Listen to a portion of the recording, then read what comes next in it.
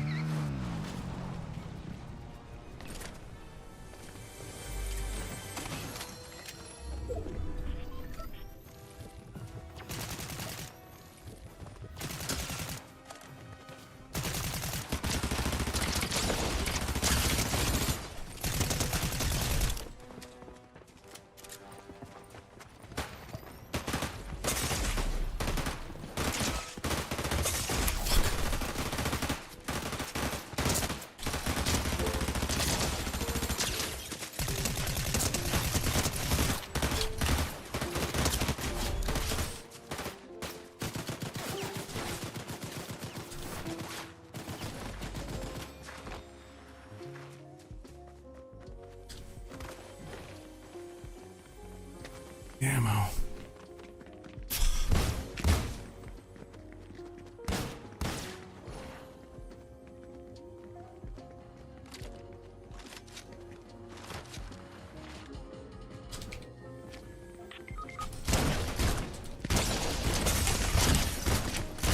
Fuck. Damn, now I'm really dead. Jesus Christ.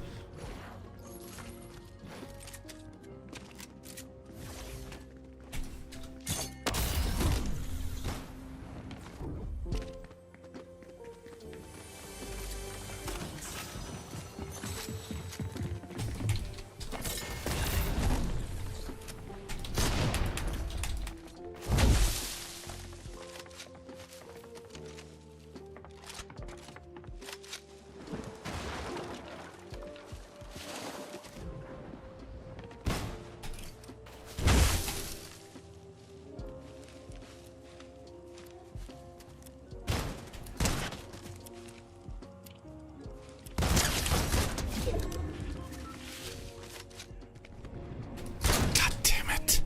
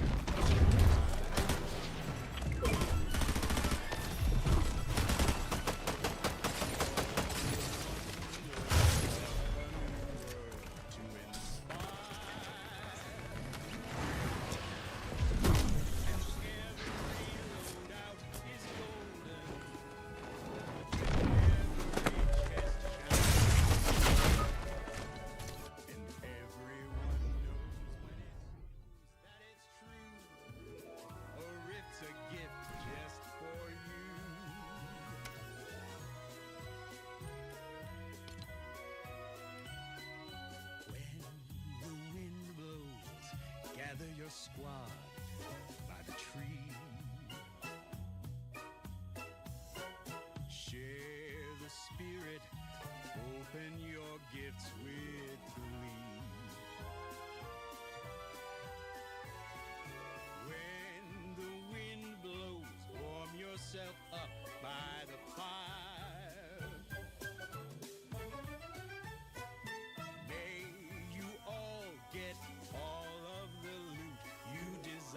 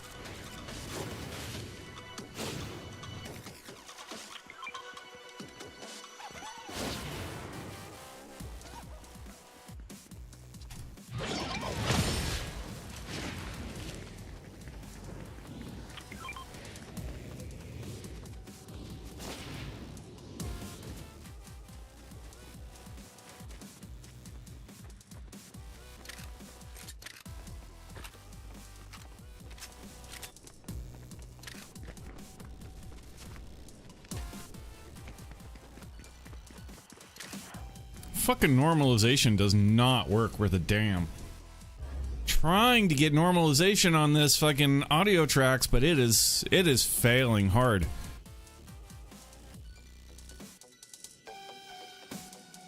It is super failing.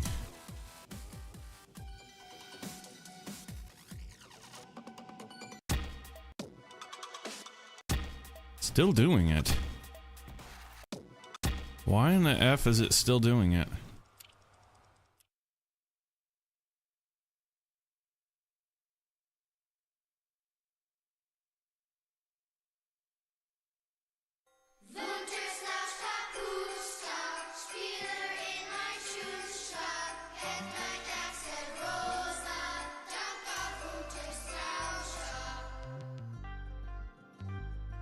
Okay.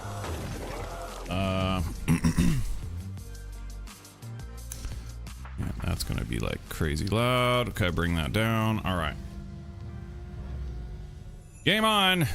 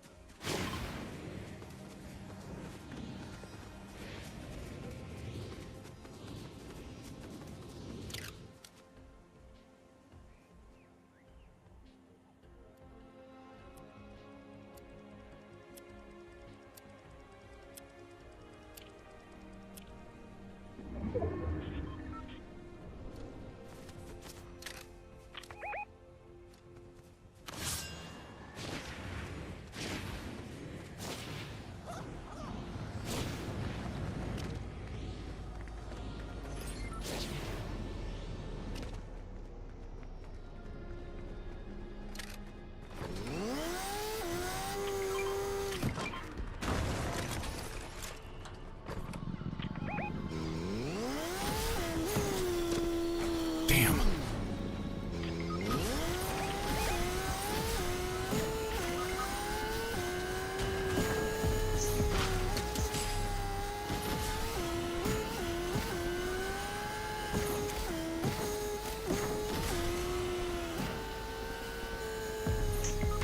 Damn.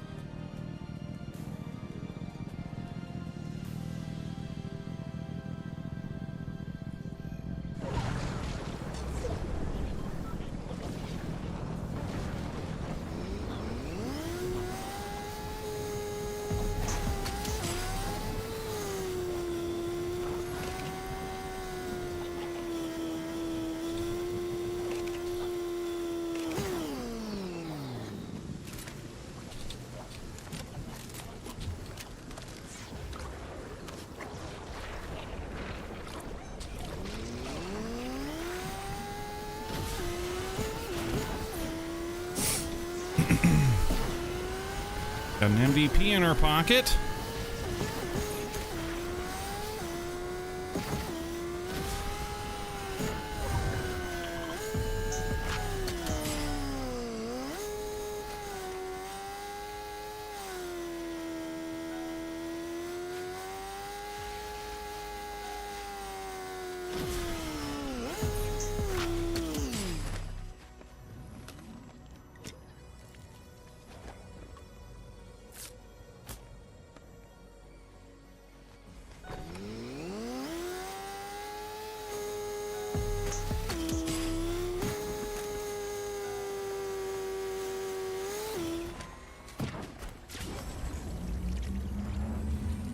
MVP. Oh, nope. Not okay!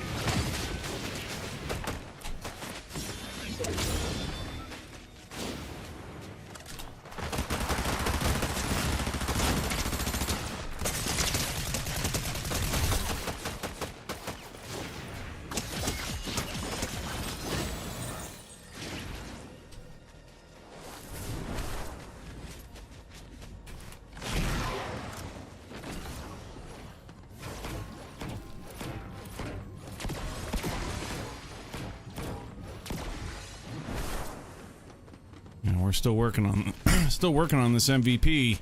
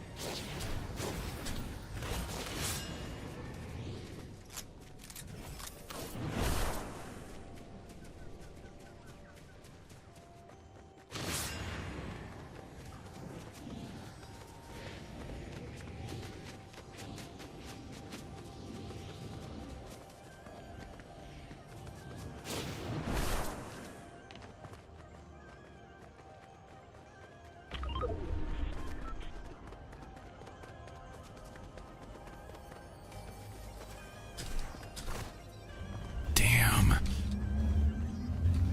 They just started.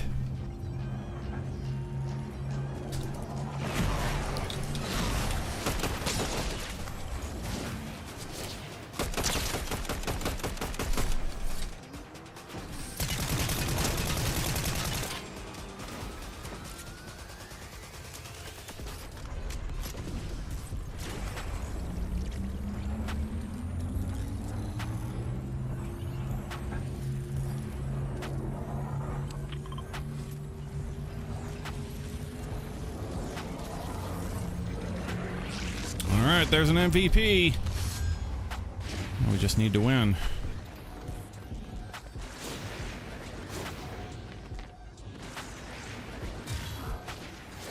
Damn, my sword is damaged. Yeah, it's almost broken.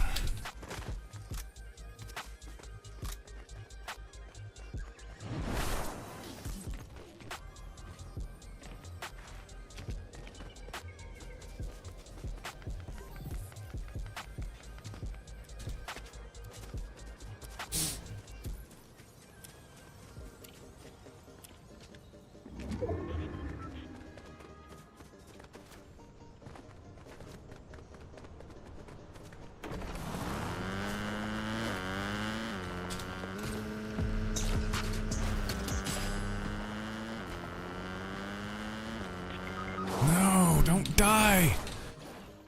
Stop dying!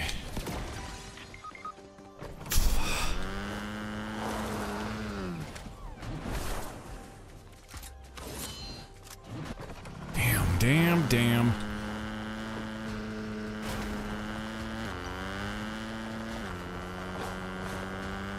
There's no way we're gonna get a double MVP here. This team we've got is just not good enough to, like, roll with us.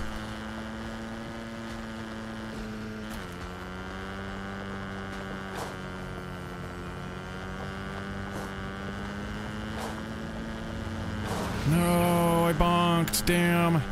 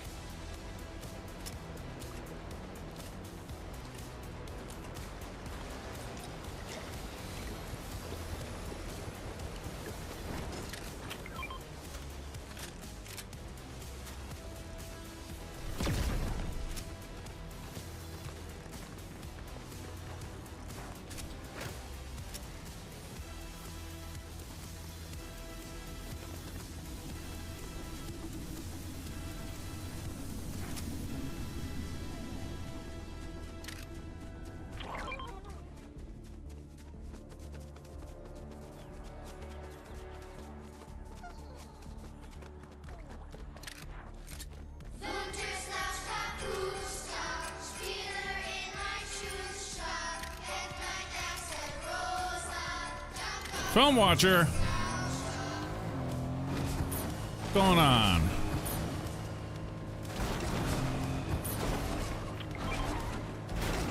Wave?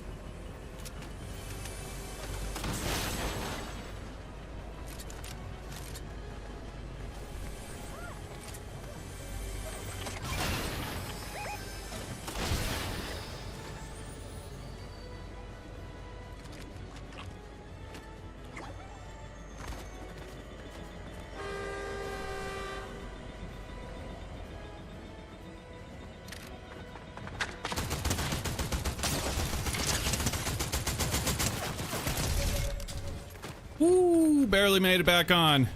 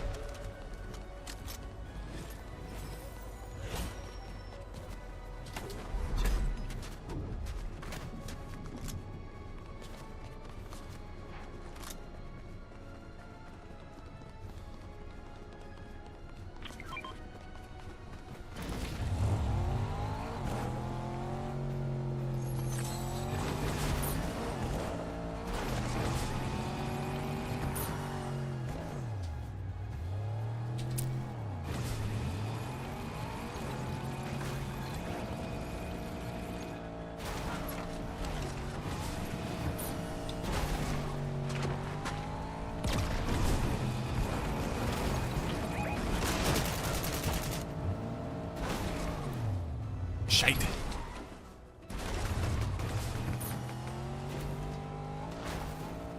There is a lot of stuff going on right here. Oh.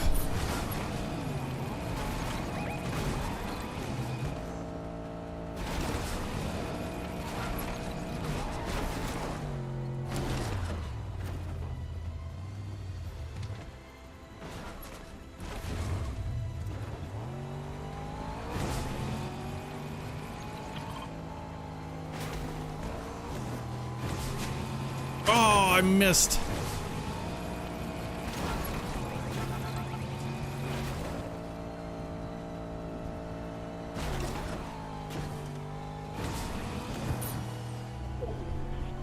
Where's my team at? Okay. Oh boy.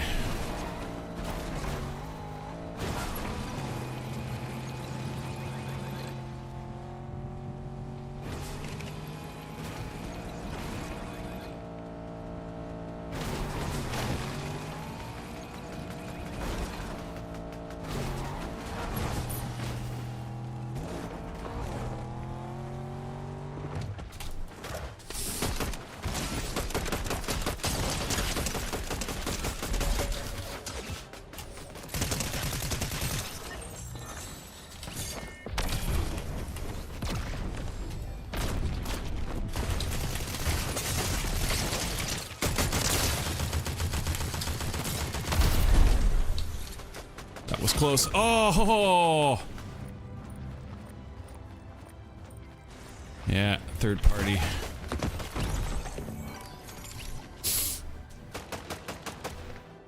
Chillax mode.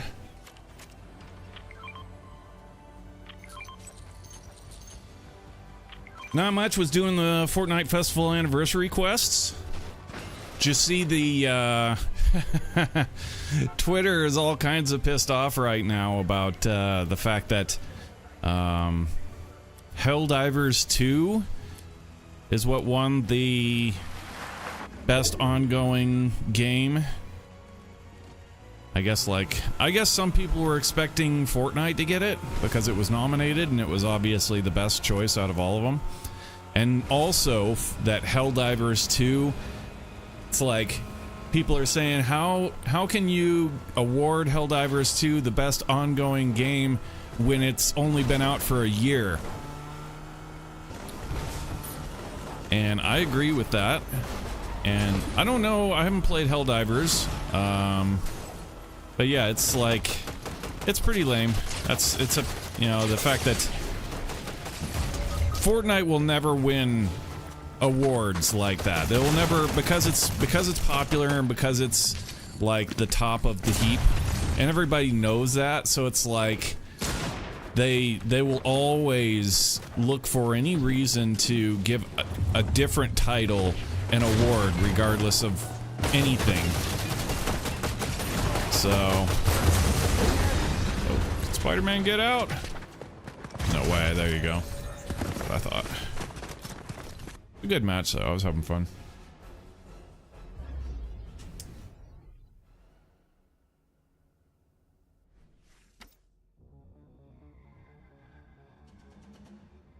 Ongoing award, I don't agree with. Ongoing support, I do. Or is that what you're trying to say there? Yeah, I don't know. Like, I would have to say, like, but I'm also pretty biased. Like, this is like my game and all. But it honestly doesn't matter to me, the fact that a committee of people select all of that, right? It isn't even, we don't even know anything about these people that like select the winners of the game awards. So it's like they could be anybody. They don't, like, it could just be, oh, you know, somebody who has an agenda, or in a committee of people that have an agenda in order to try and like spread more money around, or give a certain studio praise for their game so that they'll get more attention and therefore more sales, that kind of thing. So it's crap. Like, it has nothing to do. If you were to you know, if it would make sense to me if the whole thing wasn't completely rigged like that, where they can literally just, the committee can just literally throw out everything and decide to choose this over that, with no precedent, no reasons to be given at all, just a presto, here you won. And in the background, who knows, like, what they're getting paid from the studio, the publishers, or something like that in order to, like, select the game and all that. It's all kinds of just rigged, and it's put out to generate buzz and sales for the games. So, like, it's just all around, I think it's a flawed system. What they should do is create a game awards that is 100% selected by the players. By players actually vote. And then it would be more relevant to me. I would but yeah, then you would see games like Fortnite actually getting awards, but like, yeah, you'll never see Fortnite getting an award because, like, yeah, they're huge. They ooze money. I mean, it's just to make a game like this, nothing else can even come close to the amount of money and coding prowess it takes to make a game like this, and to keep it constantly changing and growing in the way that they do is, you know, it's an extraordinary feat. So, but yeah, you'll never see Fortnite win an award because they don't need it. One can say that's what the people at the Game Awards would say to themselves behind the scenes. Why give Fortnite an award? They've already got the industry, right? So, like, handing Fortnite an award for best game of whatever category is only making them bigger. Like, they would, you know, see, like I'm saying, how it's completely rigged. It has nothing to do with whether or not the games are good or, you know, the market or whatever. It's all about, like, spreading money around or rigging it for the fact of spreading money around, which is, it's bullshit. Like, an award should not be won because of that. The amount of modes and such in Fortnite and IPs in it, oh yeah, like, it's absurd. You know, like, there's just, you know, I say it over and over and over again that nothing even relatively comes close in the industry to Epic Games. Nothing ever has.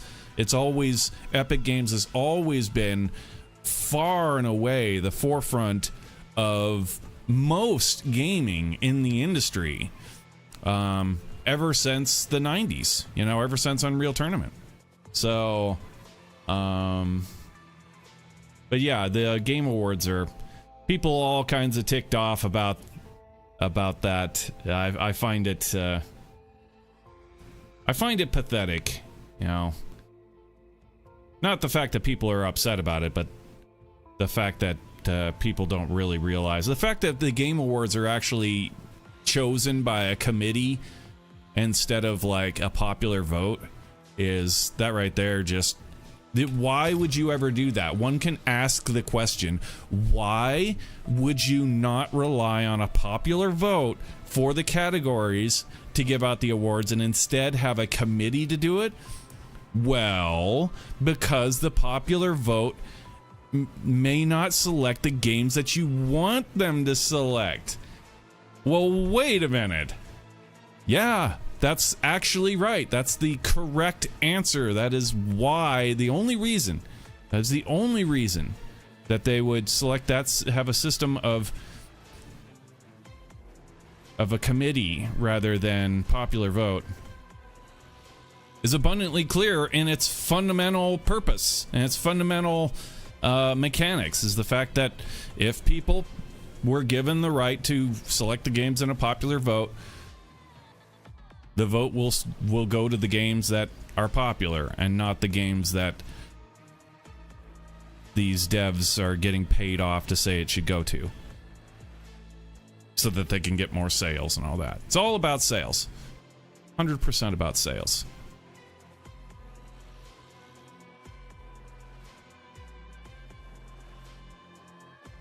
I venture to guess that there are actually a lot of the people on the committee literally don't even play games at all. Like, they're not even gamers at all.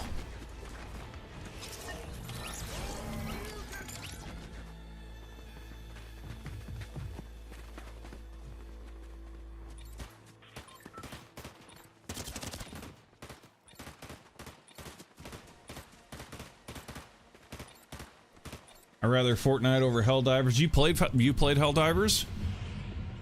I just remember the thing that happened with Sony, and that really shouldn't surprise anybody, because Sony's a mega company that will always choose their profits over everything else. So Sony is just like one step away from EA Games and how shitty a company they are, and how they literally care nothing about anything but profits. And they're absolutely willing to destroy any small studio or game title or franchise, beloved franchise, been around for decades and decades. They're willing to light that shit on fire just to make a couple of bucks today. You know what I mean? Like, they're god awful. So, like, there was that thing, like, Helldivers is published by Sony, and Sony owns PlayStation. And so there was this thing that PlayStation wanted to buff their numbers for their stockholder meetings, so that they could go into the stockholder meetings, or the president of Sony or whatever could go into a stockholder meeting and say, okay, here's our numbers for the year, here's our growth, and so on and so on and so on, right? To present to the stockholders to show that they've actually done their job. And so what they wanted to do is create a they wanted to buff their numbers on the PlayStation Network. And so what they did was they said, I don't know if it was all titles, but it might have been, but they had said that all these games have to be played on the PlayStation Network. Like, if you're playing on a PlayStation, you have to log in to the PlayStation Network in order to actually play the games, even though that was never a needed thing before. So there's a lot of people in India, or yeah, was it India? Well, all over the world. There's like lots of places around the world that actually literally have no access to the PlayStation Network. They cannot log in, but they do sell PlayStations and people play on PlayStations and such. So all those countries that were incapable of logging into the PlayStation Network, they could not, people who owned specifically, there was a bunch of games, but the one that drew the biggest attention was Helldivers. Everybody who bought Helldivers was playing it for months. All of a sudden, they couldn't play it anymore because they had no access to the PlayStation Network. And this was, again, done by Sony in order to buff their numbers so that they could go in to a stockholder meeting and say, look at how many people we have logging into the PlayStation Network per month. Aren't we doing such a great job? But in the meantime, all those people were getting, like, screwed. They couldn't log in and play the game that they'd paid for.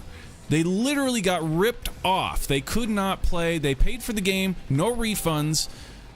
Paid for the game, were able to play, and then presto, they couldn't play the game anymore. And there was a huge backlash on it. And it took a while before PlayStation, I believe they walked back a little bit. They walked back on their decision a little bit, and then yeah, they walked back a little bit, and then I don't know how it fully panned out in the end. Like, if they, yeah, I don't know exactly. I do believe, like, they walked it back, and then later on they fucked people again. But yeah, that just shows that, like, you can't trust those companies at all. You have to watch a company's behavior, kind of not unlike a kid with a gun.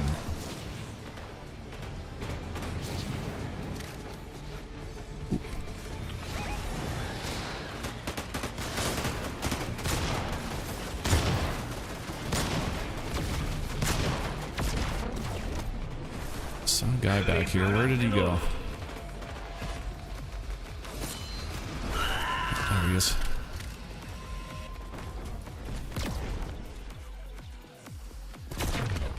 God damn it, I hate when that thing does that. Shit.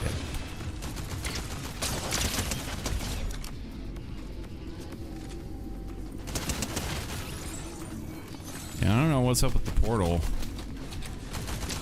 Like it's broken, man.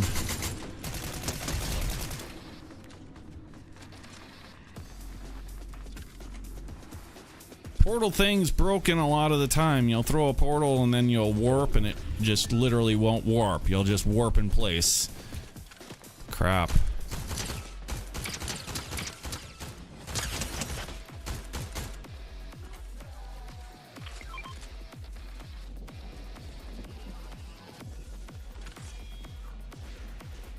Coffee mode. Ooh, wait, hold up. I want that gun. Oh, damn. Somebody else took it.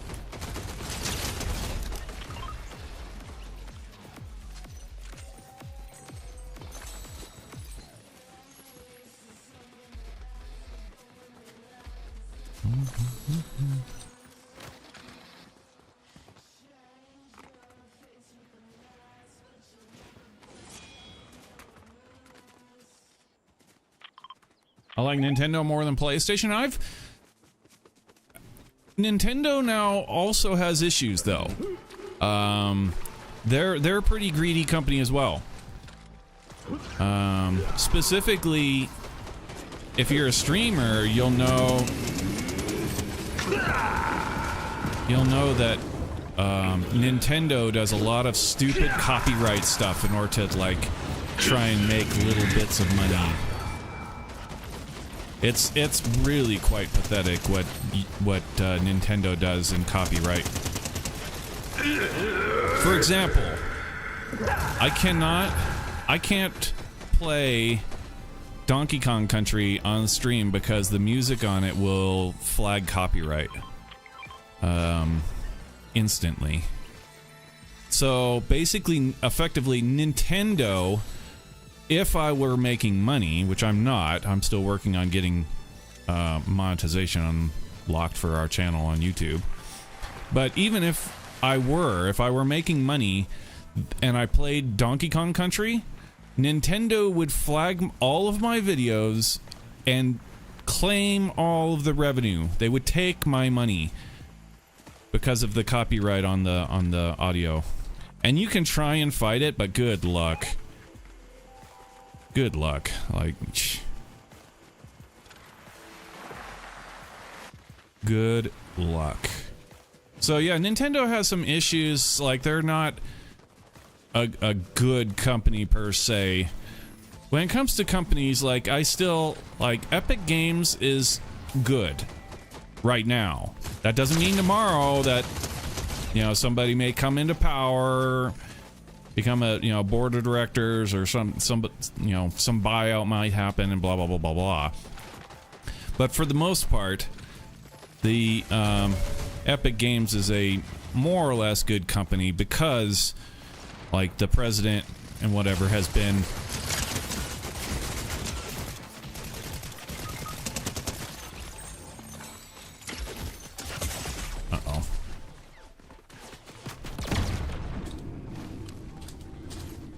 can't climb.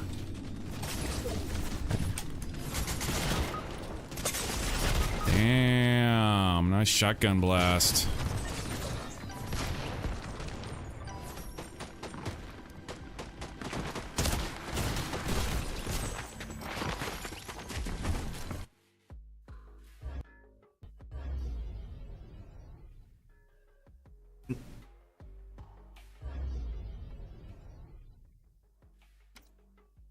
Yeah, so the ethics of the companies is to be questioned. That's for damn sure. Like I can't support games that from studios or publishers that I know are absolutely shady. Like I have a serious boycott on EA games right up front. Like I will not pay for an EA games title ever again because their company is terrible.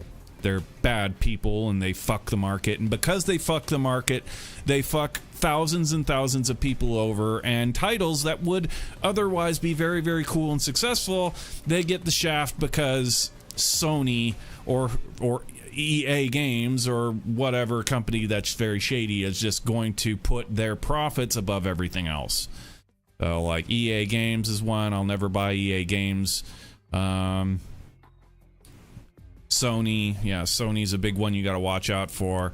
Sony's really a big one that you got to watch out for. I've had lots of dealings personally with Sony that just logically I cannot support them or any of their products ever again because of the behavior of their company. Just I can't. Like fuck me once, shame on you. Fuck me twice, shame on me.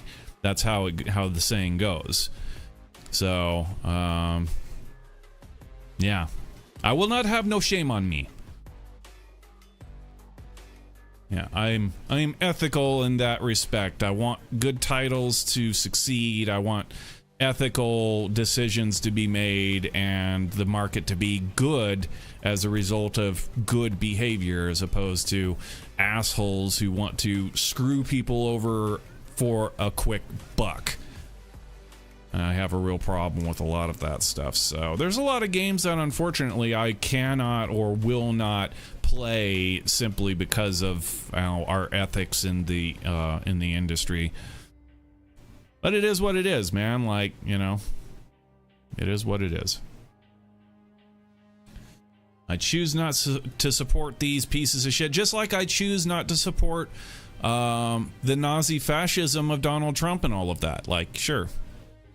They're all terrible people, and they're going to eventually take the industry and everything with them into a dark abyss. This is just something that I believe in my heart, and I'm sad that it's reality, so. Yeah, Nintendo's got good games, though. I'm not gonna lie and be negative to the fact that the Nintendo doesn't make good games. They absolutely do. They're shady on stupid things. Like, they really put their foot down in a very weird way. Like, why? I always ask this question, like, why do they push so hard for the copyright stuff? Why do they care? All they're doing is hurting their output.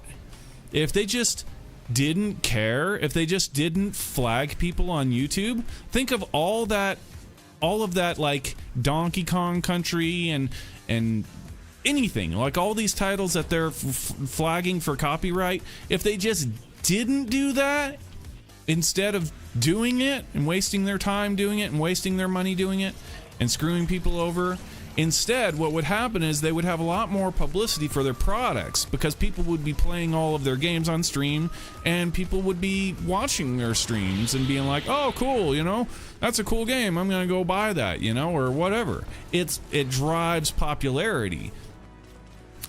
But they know better. The owners, whatever, they know better. They're just going to, they're going to do whatever they want with the rights. It's their rights to their products, so they get to do whatever they want with it. But yeah, I highly disagree with Nintendo's behavior on copyrights. Like, they could just stop doing it. Just don't. They would be better off. They'd be saving money instead of fighting. Fighting costs money. Like, you have to hire people to fight these battles for you and stuff, right? Like, you can't just, say something and have it be a reality. You have to have people, go out and do these things that you know what I mean? Yeah, they fight this stuff. It costs them money to fight it. And instead they could be, making inequitable profits off of advertising that they don't have to pay for. They could instead just like not be dicks and the company would be benefiting as a result. Instead, they, like I said, they know better. Whatever. They know better. But yeah, I hate that. I hate them for that. It's fucking irritating.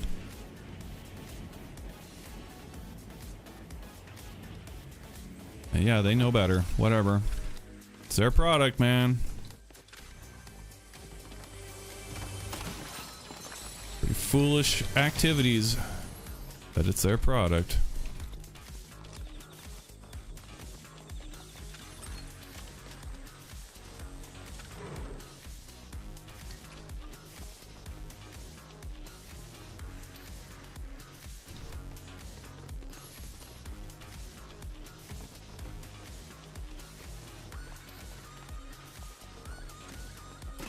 There we go. That's what I was looking for.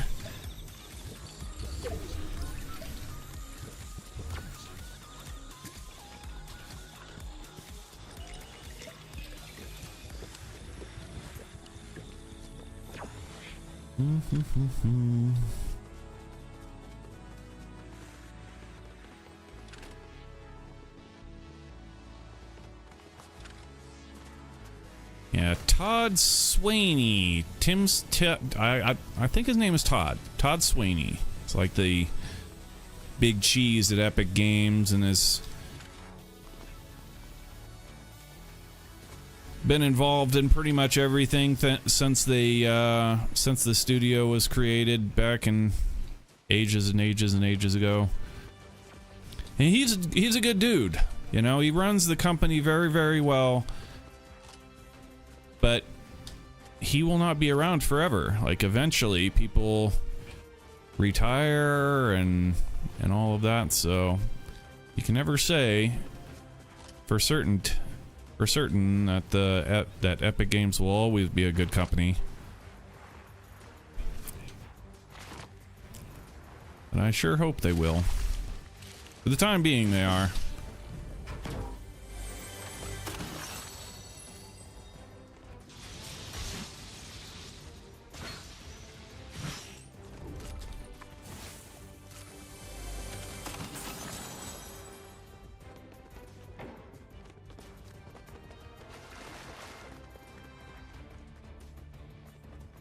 Limited time only. Everything's limited time only.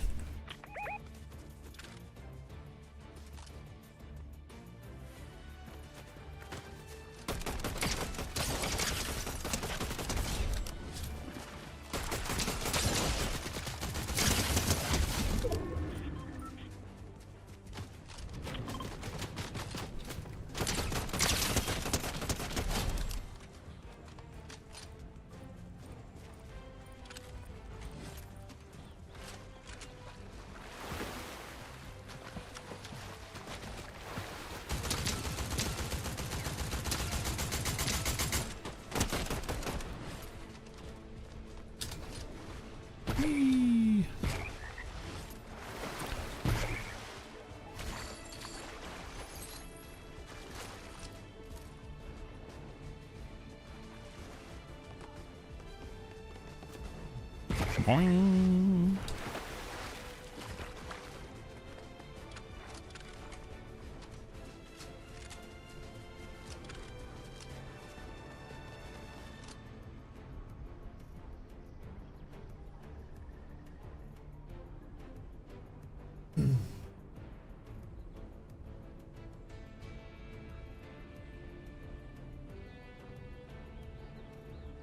Mario's cool. I've always liked Mario. In fact, Super Mario was like the first reason I ever had to really get into gaming. Super Mario and Duck Hunt, man. When my buddy of mine got a Nintendo, or not Super Nintendo, it was a Nintendo Entertainment System back then.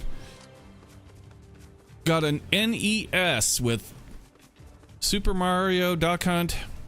My mind was blown. It's like, Before that, it was all gaming was really dominated by Atari.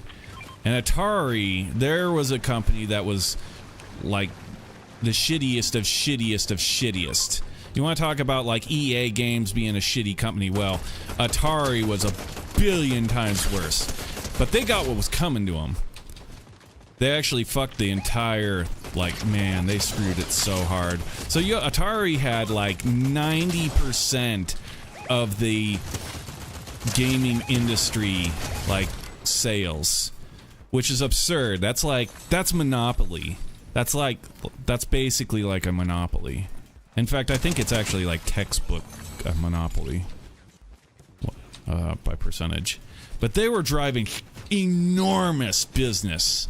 Like, holy cow, right? Like, Atari owned it all. But they made garbage. Like, so I was a kid, and I didn't give a crap about the industry and, you know, money and all of that. I just, you know, wanted to have fun. And I always looked at Atari as like, these games suck. Like, I'm not going to waste my time, you know, the time that I have to play, you know, go be outside and play and do all that. I'm not going to waste my valuable time as a kid playing freaking Atari games. Those were dumb. Like, damn, dude. Like, they were just dumb. They just looked stupid and immediately uninterested. And, but little did I know what was actually happening in the background at Atari. Atari were pumping out, well, they actually made a very interesting kind of clinical case of what not to do with a company. And people follow it to this day. The mistakes made by Atari are very well known in the industry. So what they did was, so they owned this huge market for the video games. They had no competition. They owned like just this, they commanded this huge profit and all the video game industry basically. But they made garbage. And by the time I was around, like they just kept pumping out more and more garbage. Like the games went from bad to worse to just comically bad. And eventually what they did was they saturated the market with so many games that all the value, the complete, like overnight, it just was like a switch. The market just decided that all of the game's value was effectively not worth anything because there were so many games that they've flooded the market. The games now had no meaning at all, and the company just crashed so hard. They crashed so hard. This massive company that everybody thought was like the Titanic, right? Like, it can't sink. This thing is so big. It's just a juggernaut, you know? They can do no wrong. They crashed super hard, and they took the industry with them. They didn't just crash alone. Everybody who was a publisher of games, everybody who was a developer of games, they all went along with it. Everybody lost their jobs. Nobody was buying video games. The consoles, all that it was over. Just overnight. And around that time, that games just sucked and the industry was crashing hard. That's when Nintendo came about, and they I don't know what their plan was specifically, but basically as a kid looking outside, you know, from my point of view on the outside looking in, it was basically like, okay, here's a gaming console when compared to Atari is like, these games are actually kind of cool. Like, I looked at Super Mario, it's like, this game is like, it looks polished in a way that is like, somebody actually cared about making the game. It looked good. It was like, it clearly stood out immediately that it looked good. It was polished. Whoever made it actually cared that it looked good and that it played good and that it was cool. And that was immediately noticeable by the consumer. And so it was a hit. and Atari took a huge dive, died. The industry took a huge hit, and then Nintendo came and started picking up sales, started becoming popular, and that's when I started gaming. Nintendo Entertainment System, Super Mario, and Nintendo making cool, polished games. They were fun and looked good, and they didn't immediately. The first thing, this is actually, again, a big kind of textbook case of Nintendo versus Atari. Nintendo made it a very strict point to control the number of units that they produced every year. It was really important. And they did this because they knew, just like Atari, that how Atari just didn't give a shit, and they just flooded the market. They just made so many games that the games nobody cared. So Nintendo did the exact opposite. They really strictly controlled how many units they were going to produce each year. And because of that, like, there were a lot of studios trying to make games, and they just couldn't get their foot in the door at Nintendo to actually produce and actually put their games on the on their cartridges and then sell them as a Nintendo title. So it was harsh, right? It was a harsh way of doing business, but it worked. Like, it was necessary. It was absolutely necessary, because just like, yeah, the textbook case of Atari, they flooded the market, and it crashed as a result. It's a direct result. Couldn't deny that their oversaturation of the market was immediately what caused the crash. So yeah, Nintendo did some smart stuff, made good games, and the market responded accordingly.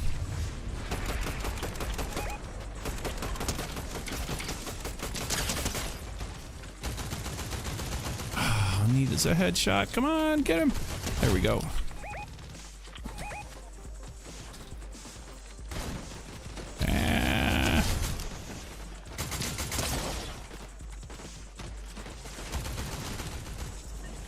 Whee.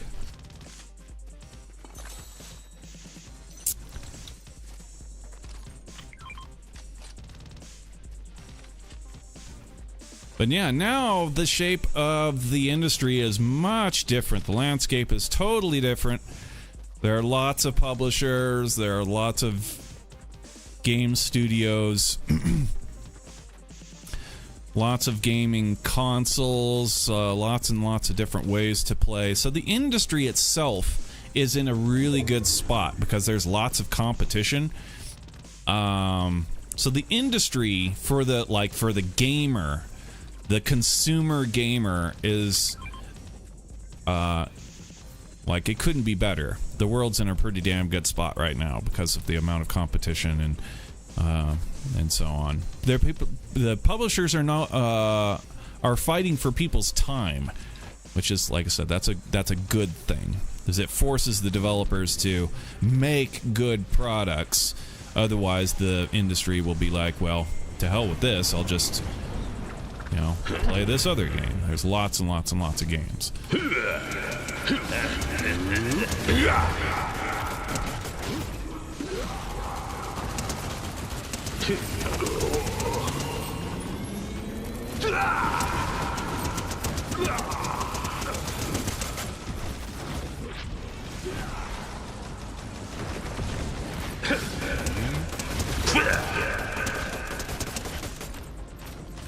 But personally, I'll always be a PC gamer. And this is a sad thing for me. Like, really, really kind of a sad thing, because I like Nintendo. Like I said, Nintendo makes good games. They make polished games. They're fun. And that's awesome. But they're all on console. They are all proprietary console equipment. Nintendo will never produce a title on PC. That's exactly contrary to their business model. They will never do it. So that's sad, because I really love Mario, Donkey Kong, all those. There's a lot of really fantastic exclusive titles on Nintendo that I would love to play that I just can't, because I will never spend the money to buy a console when I spend the money to buy PC. PC is a billion times better. And that's just the way that it is. Like, I'll always get more bang for your buck from a PC than you will from a console. So that's why I will always play will always play PC.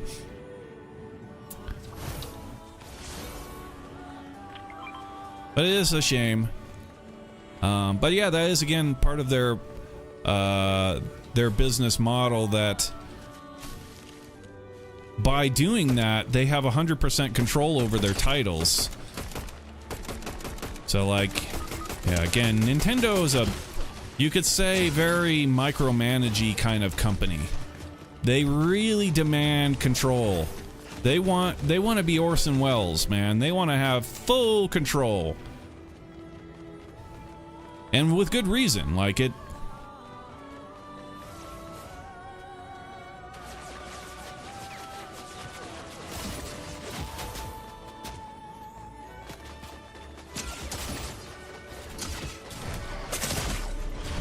Damn, bro. Damn.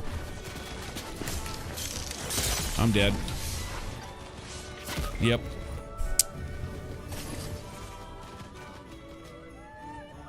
Relax mode.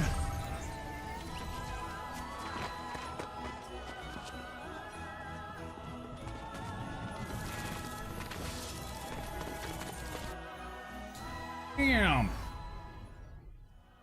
Wiped off the map.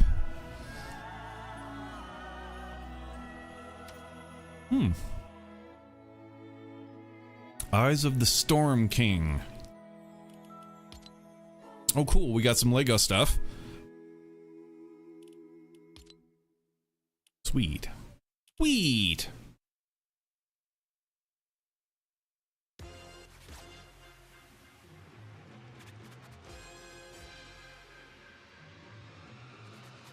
My first system was N64. That was a great machine. I'm not gonna lie, I owned one. That was the last console that I ever bought. I mean, that I actually bought. Like, I bought a console off of a buddy of mine. A buddy of mine was hard up for some cash, and he was like, "Hey, man, I got this. Here's a bunch of my games, and what is it, an Xbox 360 or something?"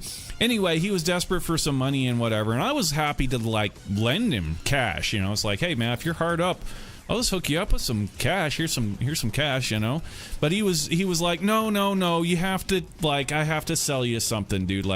So he gave me a whole, like, bucket full of games and a 360. I've never even turned it on. I still have it. It's still over there.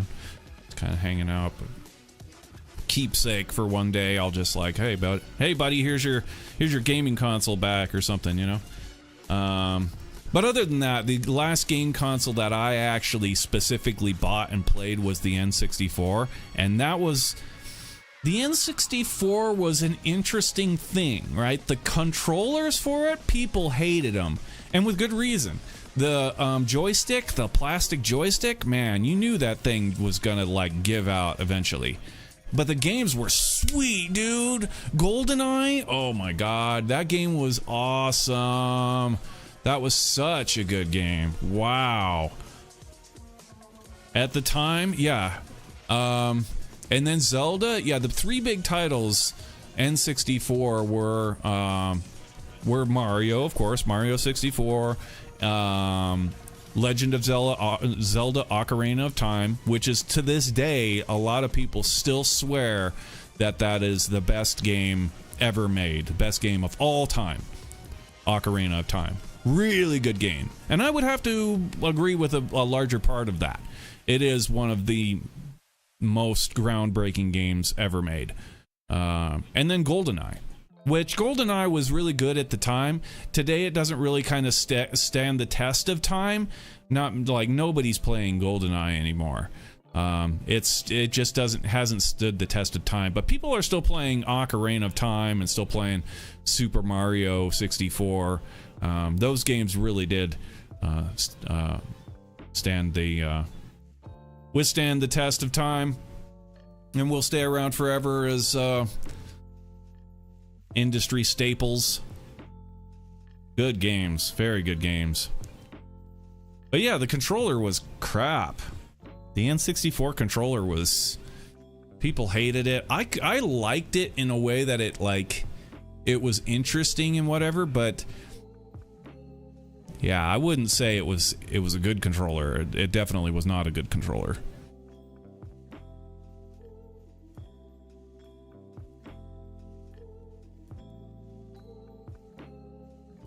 Hope it didn't get the red ring. Yeah, I don't even know. Like I said, I've never even turned it on. It works. No, I mean, I know it works. Like, my buddy told me it works. Like, he wouldn't lie to me or anything. And I wasn't even buying it.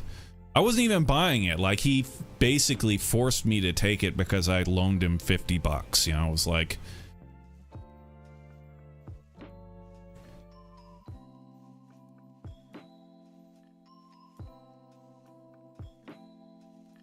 And I'm a generous guy. Like, I would never, like, go to him and be like, hey, dude, remember that $50 you owe me? Like, I would never do that. Like, so.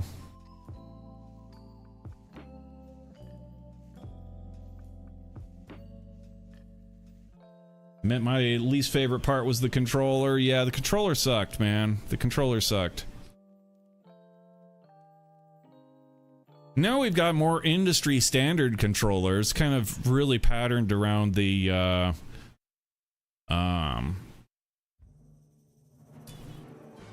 really patterned off of the PlayStation controllers, right? You got the two joysticks, and then the D-pad off to the left, and then the buttons off to the right, and then on the top you've got some, you know, kind of shoulder buttons and whatever.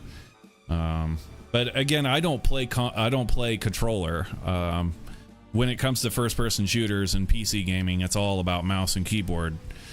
You would never... So, like, the tools that a person uses to make a game are always going to be the best tools for playing the game. And you'll never see a dev creating a game on a controller. They're sitting at a keyboard and mouse. 100%. So yeah, it's always those controls are always going to be the best for playing a game, which is another logical reason of mine why I always play console. But again, I miss out on some of those exclusives, like the Nintendo exclusives, and there are some PlayStation exclusives. I don't know, does PlayStation actually have exclusives anymore? Like, honestly, like, they used to have a term specifically for a game that was so good that it drove the sales of the hardware. I can't remember what they called it, but there was actually like a industry standard term for that. Like, Super Mario was one of those games that the game was so good that people would buy the console just so that they could play the game, and that's why it's exclusive.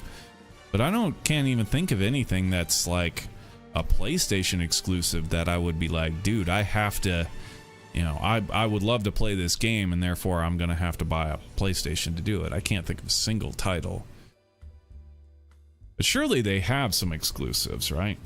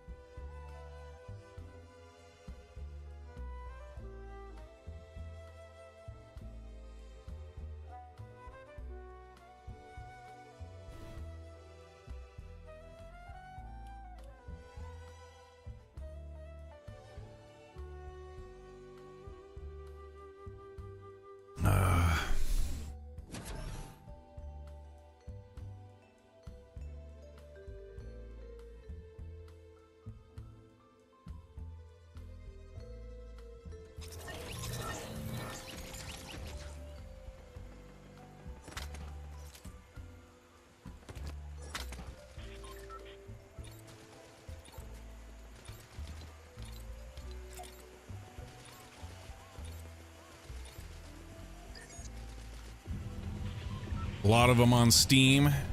Yeah, see, that's what I was saying. Like, it doesn't. Can't even think of a PlayStation title that is exclusive.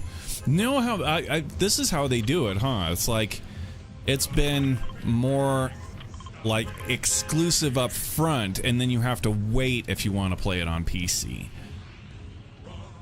That's like how the industry is kind of plays out exclusive, except for Nintendo. Like, Nintendo still will never,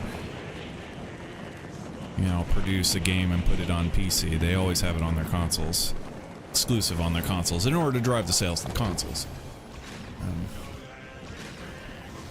But yeah, PlayStation, it's like they'll have the game will come out for PlayStation now, and then like 6 months it'll come out on PC, that sort of thing.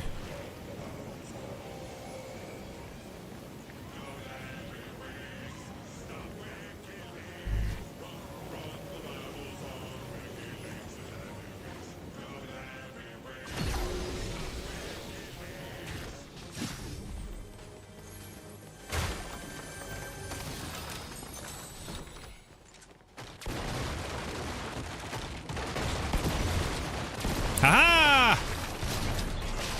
I knew he was gonna do that. I knew he was gonna do that. Beat you to it, didn't I?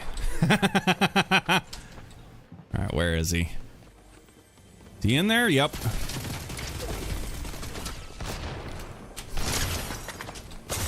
No, don't lose, Jack. Give me a weapon that has him! Oh, god damn it! Fuck! Yeah, there's nobody even close. This one guy here is kind of going for me here. He might. That sucks, man. What was going on there? I was trying to hit 2. I couldn't. I was jumbling all over my keys. My posture? Probably my posture. Trying to hit 2 and I couldn't.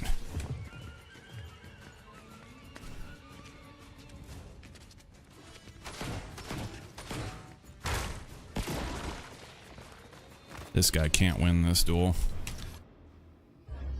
That guy's not good enough to win that duel. If he can't even climb through a fucking window, he has no chance of winning that duel.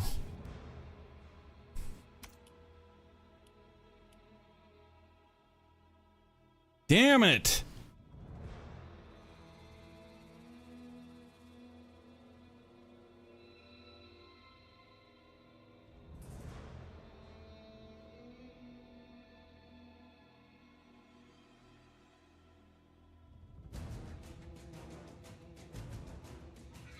Got PlayStation 5, but it's collecting dust. PlayStation 5, what's it even up to now? Isn't it PlayStation 5? No.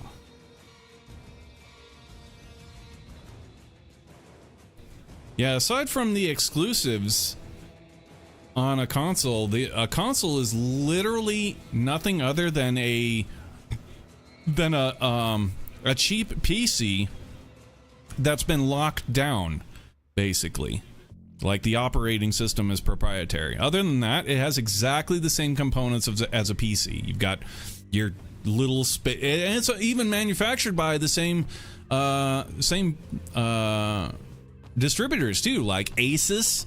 Like if you open up like a Nintendo, you'll find that it actually has like an Asus motherboard and like an Intel processor, stuff like that, all of that. So it's just basically essentially a PC that's very, very weak and with a proprietary operating system. It doesn't use Windows, of course. It uses a proprietary operating system.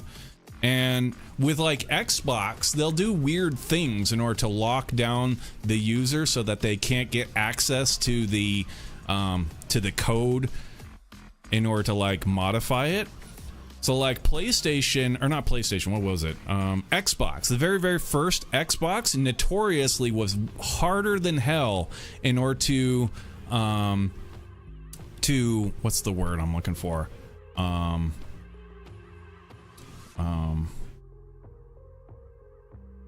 God, what's it called? Emulate.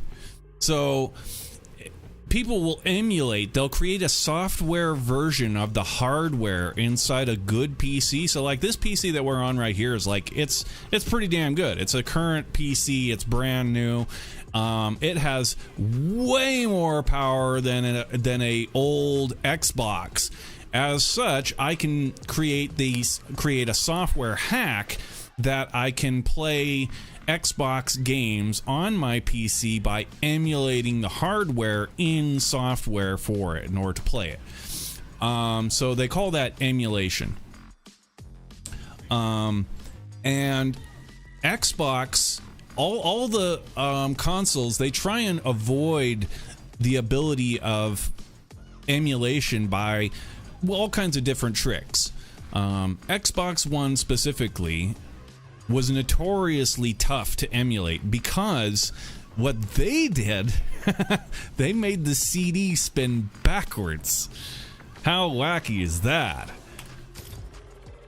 But yeah, that's how the first Xbox really dealt with people emulating their hardware in a software environment, and then making copies of the games, and then putting them up for people to pirate, and and yeah, that was crazy. Like, man, I remember back in the day working with emulators and stuff like that to try and emulate Xbox games was next to impossible because of that feature. Like, damn, like really? When I learned that, it was like, oh my god, like wow. I can't believe they did that. It's like, well, it's pretty clever. But today, it's way more involved.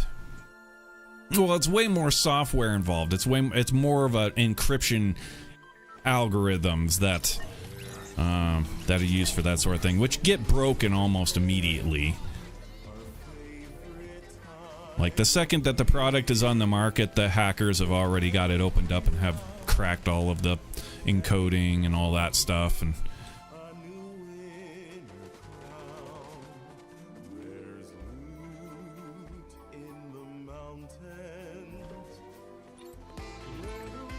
had an original Xbox, it sold it, the thing was heavy AF. Was it super heavy? Do I have an Xbox? I do have an Xbox. Yeah, I actually do have an original Xbox. I had it at one point. I was intending on modifying it, doing the mod feature stuff with it, because there's a lot of cool things that you can do. Like, you can turn an old Xbox, it's like ideal for making an emulation box for like Sony or Nintendo. The Xbox, the original Xbox was like the ideal piece of hardware for that.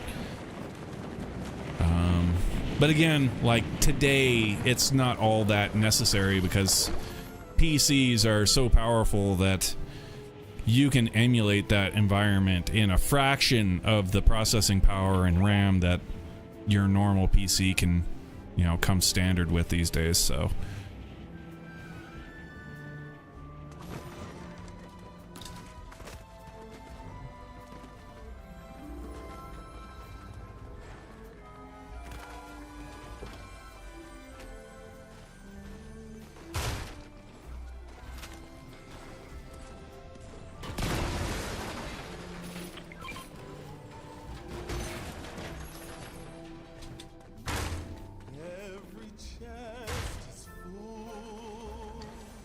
God, I wish.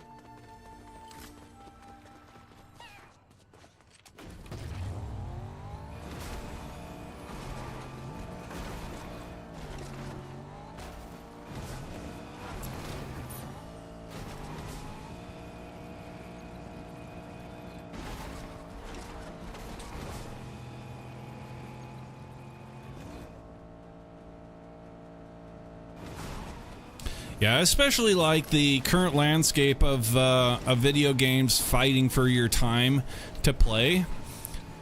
Because, man, the competition that drives is so good for the industry. Like, we've got... Shit, we just got a Marvel title of all the things that you would expect in the old industry. Man, call it 10 years ago. There's no way that you would ever be able to get a Marvel video game for free. Like, no way. No way. I mean, it would easily be $60 on pretty much every console. But now, look at this. They, brand new Marvel netcode video game, free to play. Like, that's awesome. Fortnite being free to play. That's awesome. So, like, yeah, it's all about cosmetics and how much people want to invest in a game, given their how much they enjoy playing it, and so on and so on. And that's just awesome.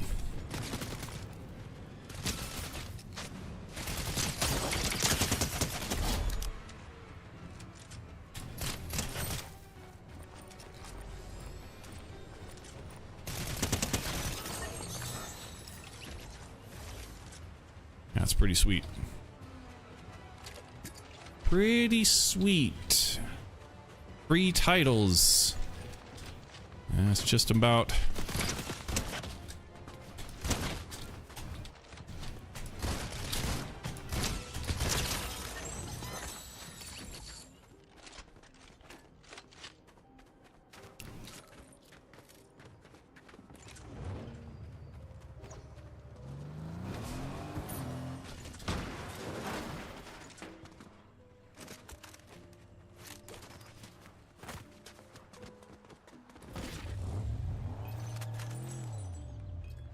hell? This Black Sabbath guy just left, huh?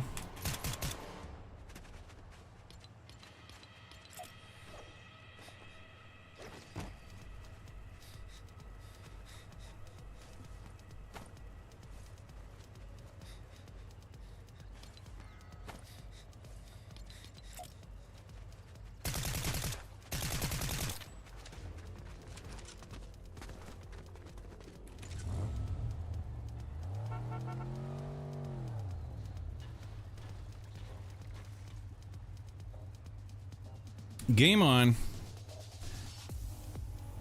Oh, my coffee's gone.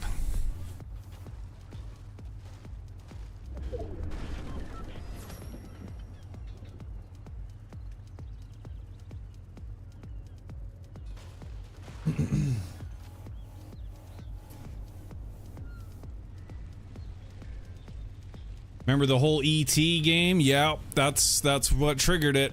That was the classic example.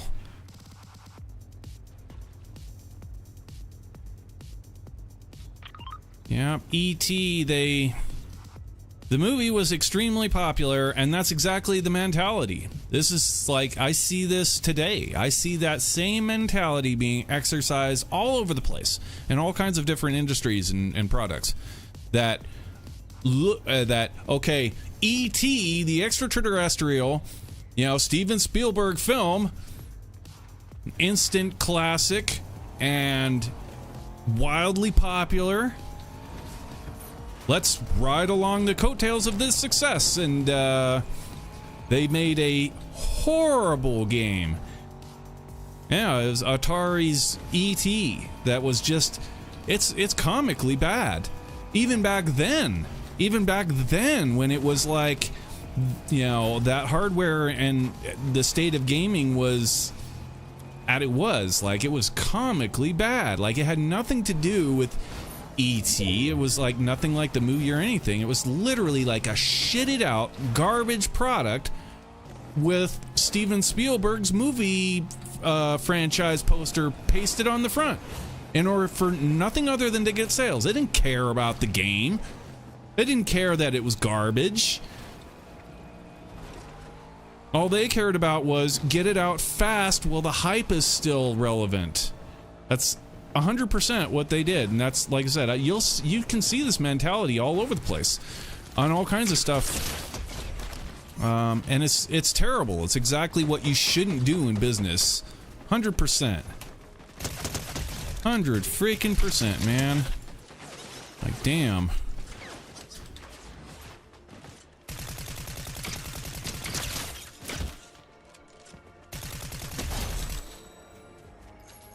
Like, it just boggles my mind that somebody sat down and actually, like, said the words out loud. And people were like, okay.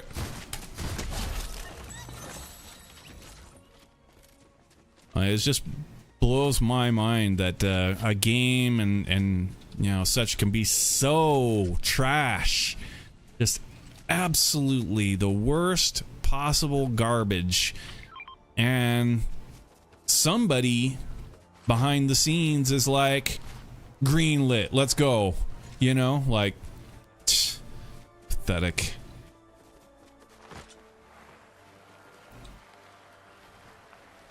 Yeah.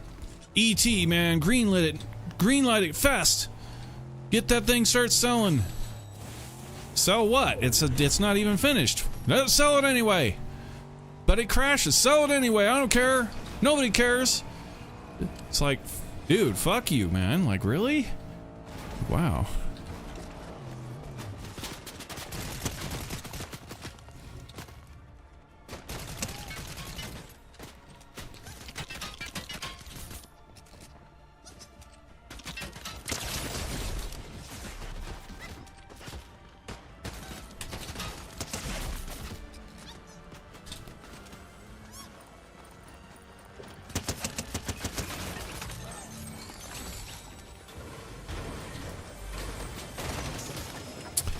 Yeah, I despise that mentality. I despise the idea of just like, oh shit on the customer, to hell with the customer, just make money, you know? Because, man, that just burns me. It burns me because I feel customers should value the industry.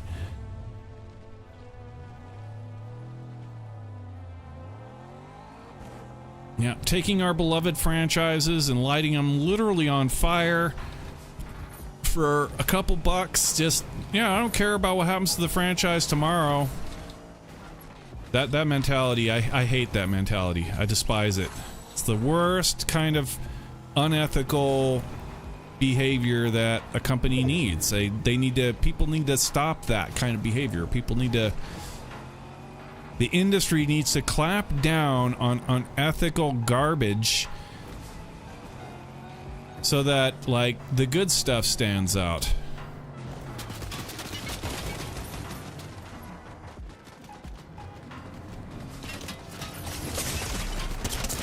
Damn, nice shooting. Wow.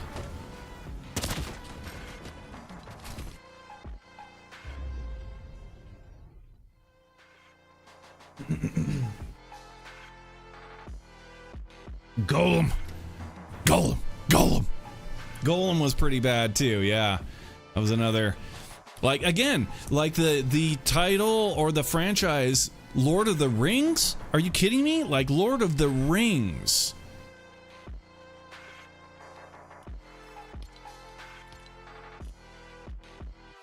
Yeah, beloved franchise for, you know, 50 years, working on 50 years of fandom, and they don't care. Literally just some guy out of nowhere, he's never even played a video game's like, okay, let's make video games now.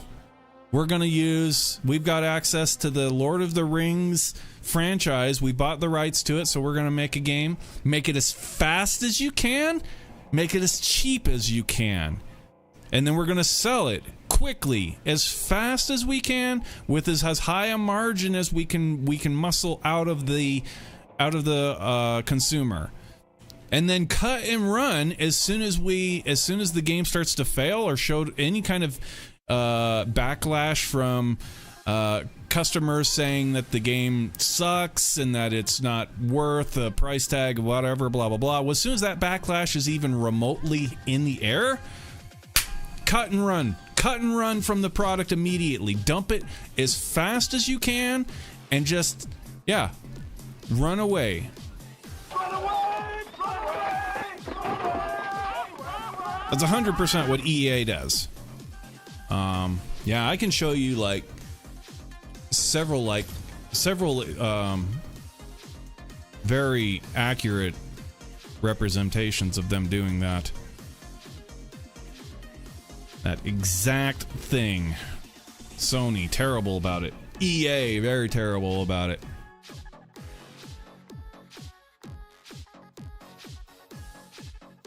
Yeah, it's a shame.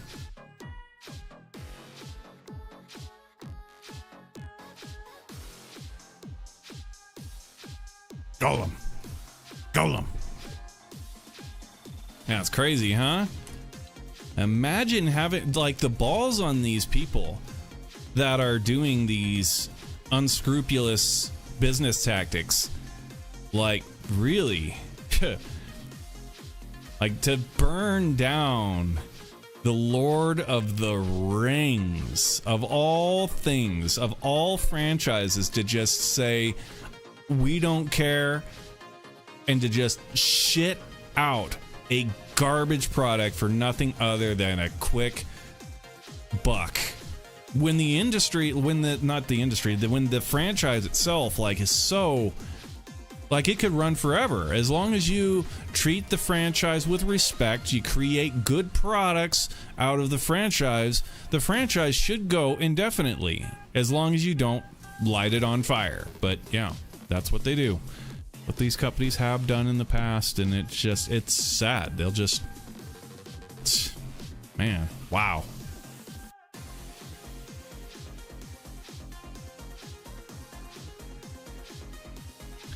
Wow, I say, wow.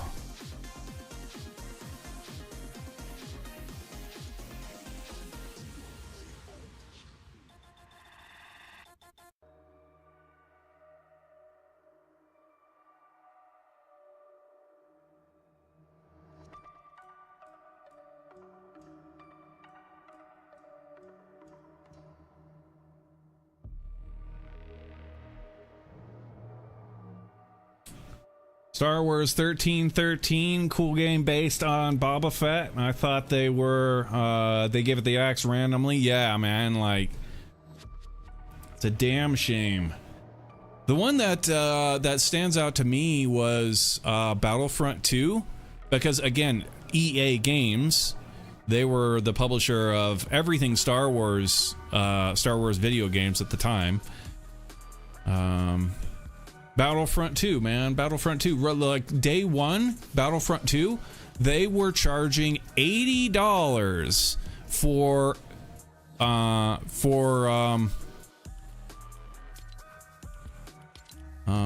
Vader.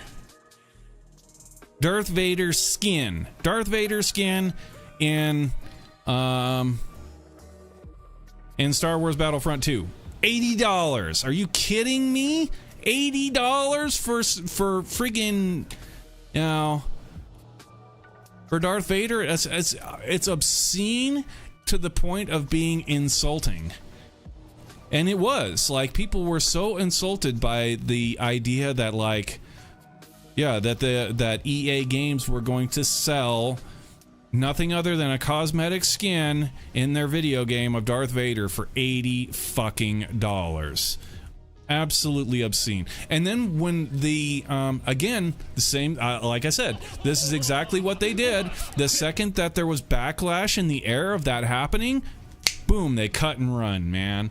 They got out of that game so fast it made my fucking head spin. I couldn't believe what they did. Their behavior during the launch and the run of Star Wars Battlefront 2 was disgraceful, man.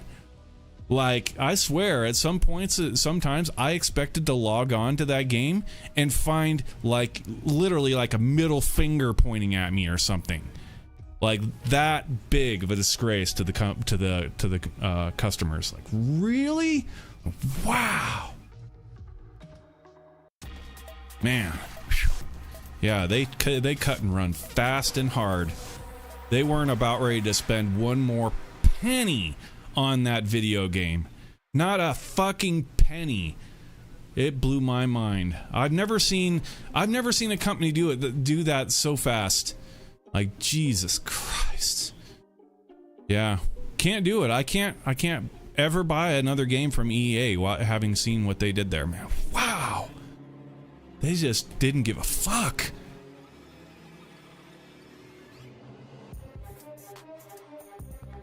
It's like you could almost hear them laughing at you. It was so bad. Like,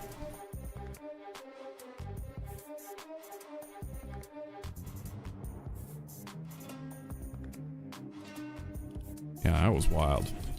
That was wild. But yeah, it showed the true colors. It showed the true colors of their company when they did that. I hope I'm not the only one who will never forget those times and the behavior, and because that's the only tool that a consumer has against a company. There's only one weapon. There's only one tool at all that a consumer will ever have against a company, and that is the power to boycott. It's the only tool. It's the only tool you will ever have. Companies need to feel it. They need to feel it in their wallet, man.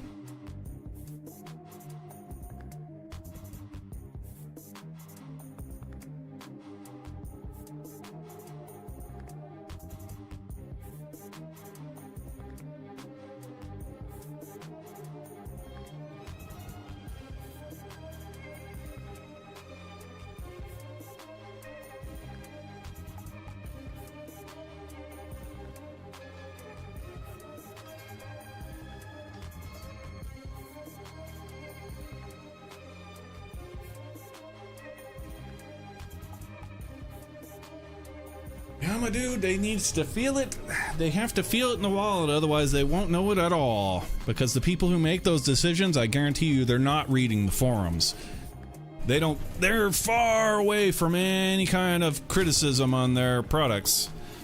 Far, far away. They don't hear none of that shit. They don't know any of it. They don't care to know any of it. Moreover, they'll pay people to keep the that kind of crap far, far away from them. They don't want to know.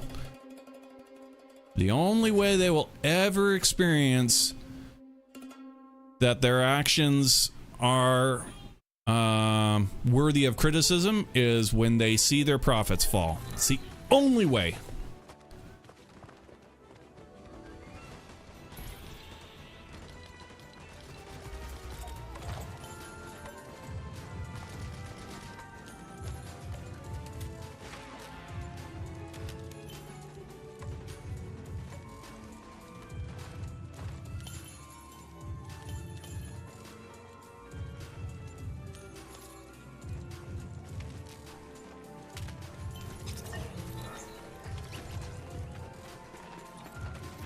Rubber band trick, yeah, the rubber band. Yep, that was the very first.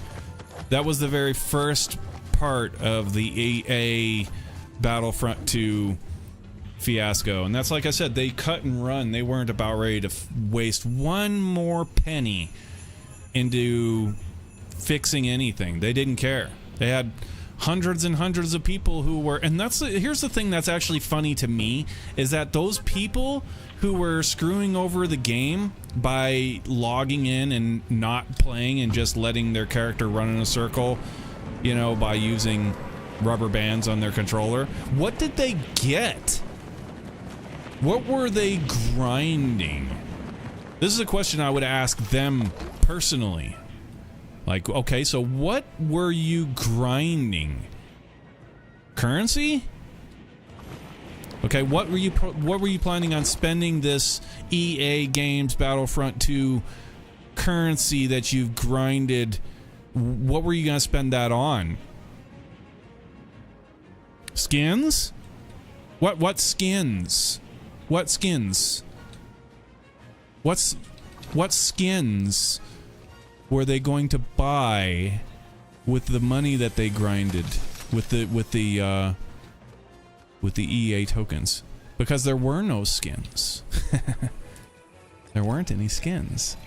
They made a few skins. Like literally, that game has a variation catalog of like, I think there's a total of 2, maybe 3 Leia Organa skins, right? Like, are there even 3 Leia Organa skins? Might be 3 variants of Luke Skywalker.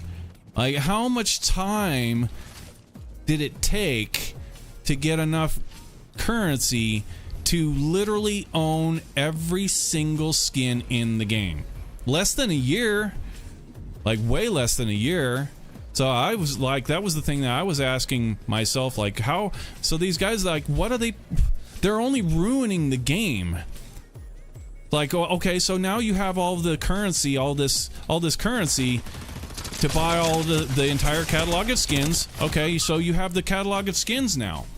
The game, you can't play it because everybody else is sitting there running in a circle. So, like, yeah, it's completely a joke. Like, it's like, what? Completely self-deprecating. 100%.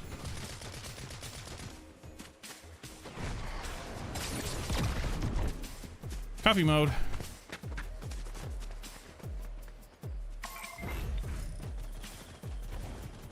Yeah, utterly self-deprecating. It just, so they're funking the game. They're funked themselves. They funked everybody. And EA Games could have solved it.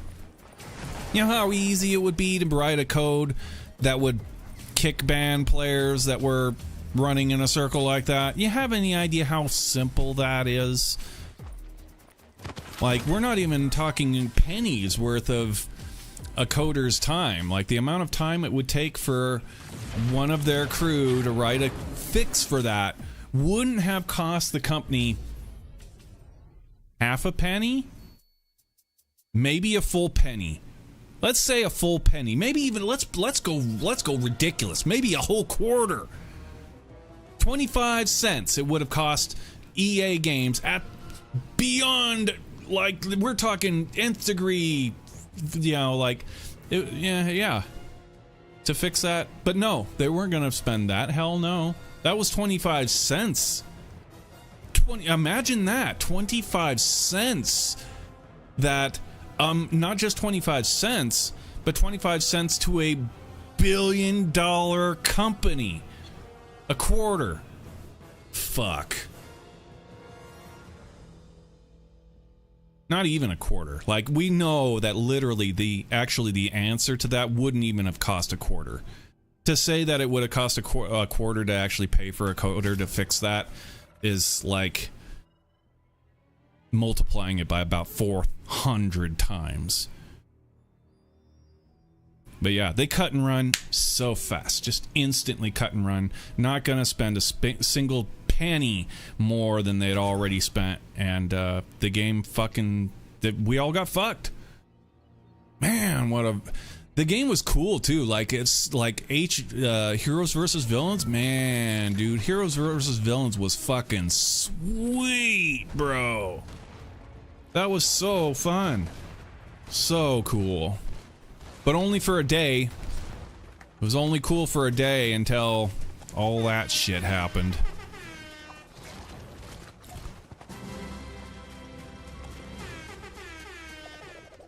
Yeah, all that potential. See, I saw that game for its potential, that its long-term potential is the way that I looked at that game. It's like, damn, this game is really polished. The characters are freaking awesome. You know, the abilities are badass. The gameplay is really good. Just keep maintaining a basic... Just let it run. Let the game actually play, which means kicking out the stupid idiots who are running in circles, banning the cheaters, you know, at least putting forth some sort of effort to keep the game playable. And I believe that had they spent the money to do that, the game would have stayed relevant for a much longer time, and that they would have ultimately made more money as a result. But that's not their mentality. Their mentality isn't, we're going to make money tomorrow. Their mentality is, we want to make money today. And they would much rather make 25 cents today and burn a beloved franchise rather than wait till tomorrow and earn $5, you know? That's what I'm saying. Like,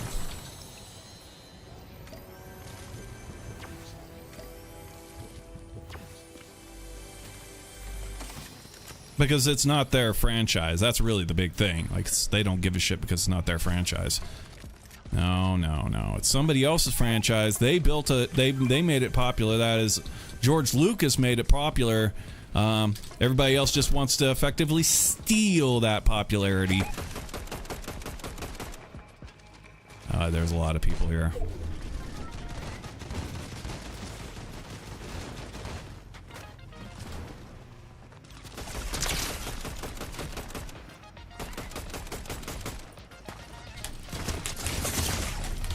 No, you don't. Nice try, though.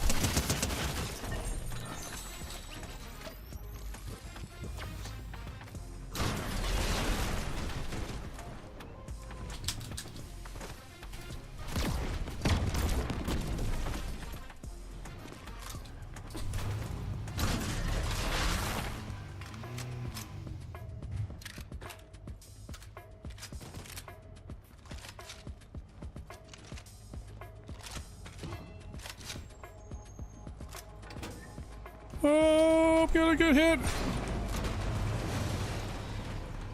by a train, man.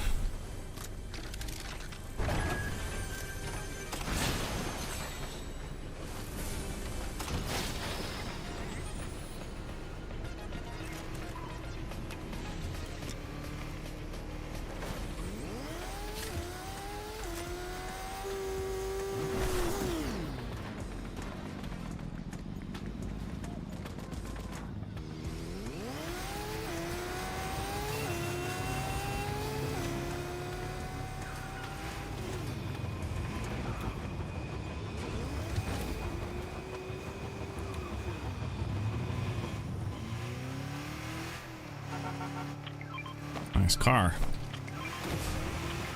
Nice car. Pretty cool.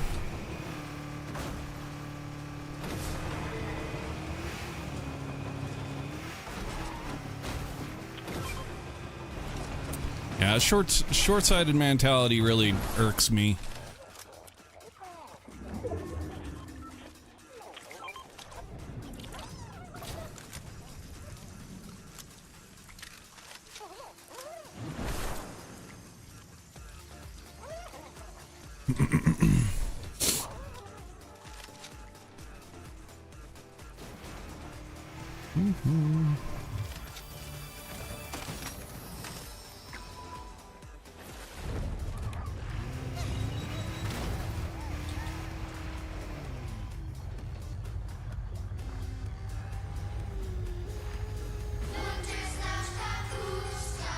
Sisman.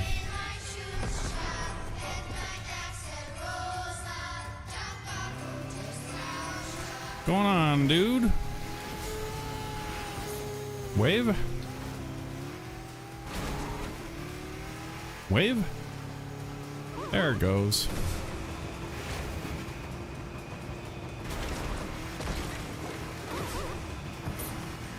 Ah! Welcome to the party, pal.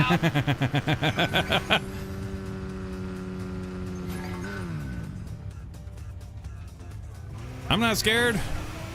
I ain't got no body, and nobody cares for me.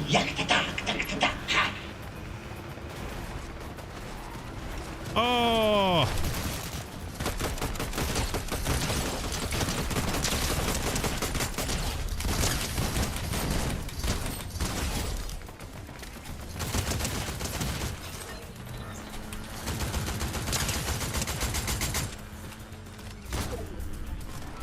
Ah, one bullet, man. One bullet. Okay, cost me more than a bullet.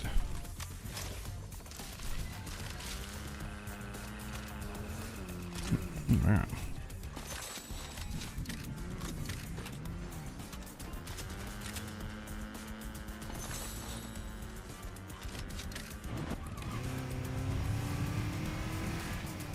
Shields. Shields, man. Shields.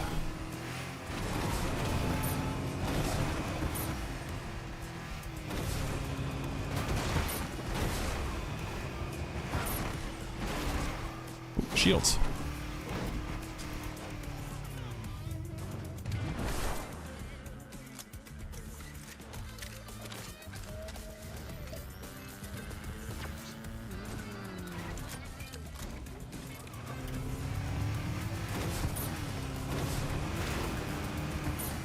Kind of wish I would have bought this car. It's really cool. It's a pretty cool car.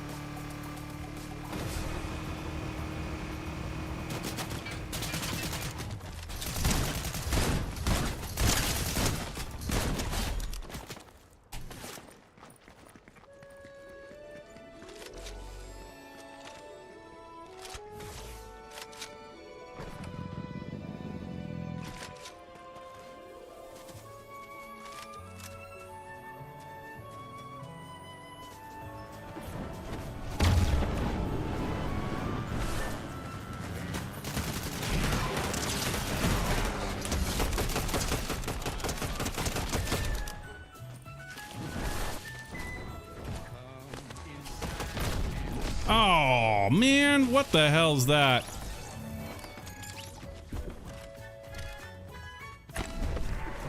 The F? Huh.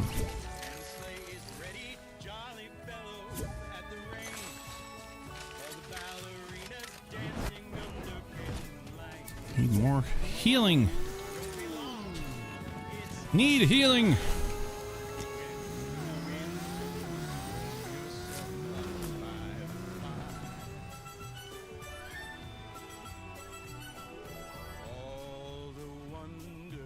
Going on here?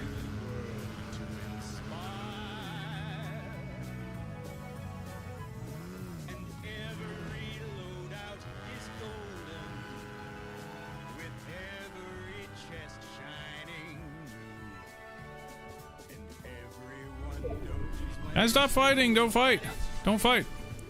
Stop fighting! No need to be fighting.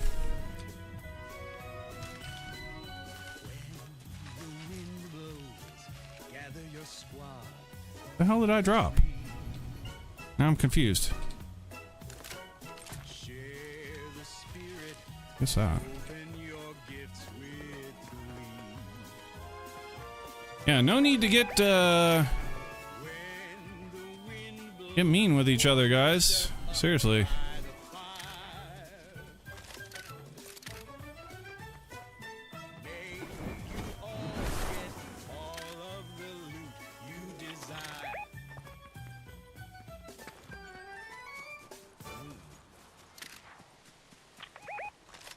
I didn't even see what was written that was supposed to be rude.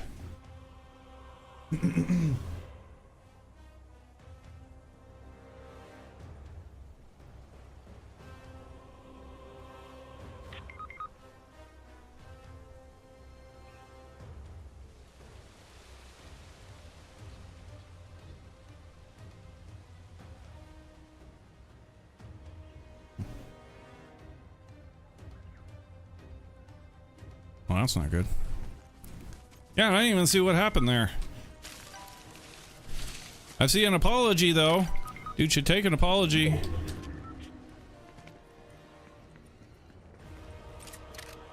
But yeah, I don't want want people to get be getting upset in our channel. There's really no reason to at all.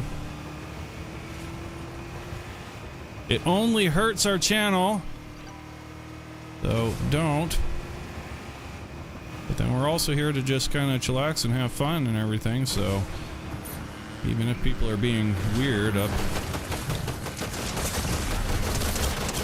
Toast.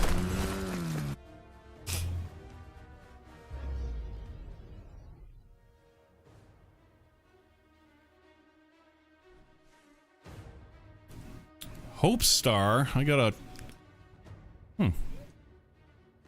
a throwing star. It's a big one. Man, that thing would have to weigh. My God. Imagine trying to throw a throwing star that big. Heavy as hell.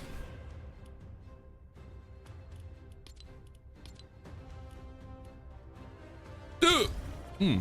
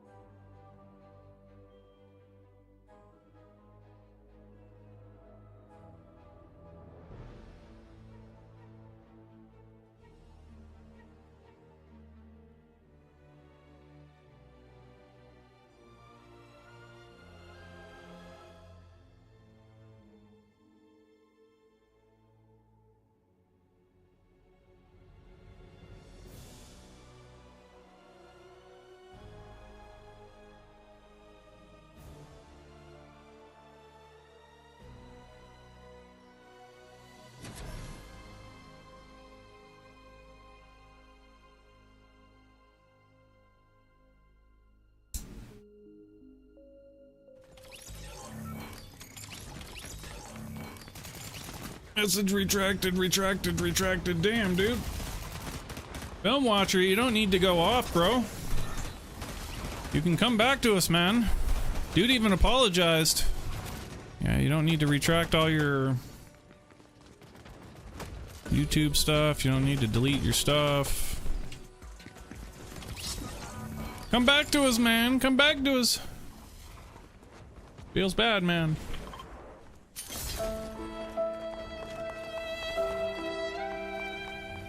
Well, I hope Film Watcher relaxes and maybe we'll see him pop in tomorrow. The brighter attitude.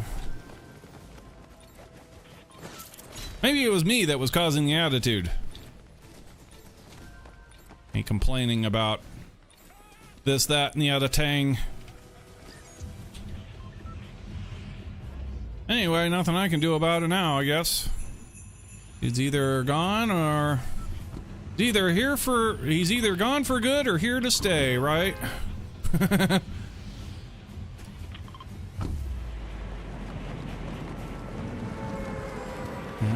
Hope he comes back to us.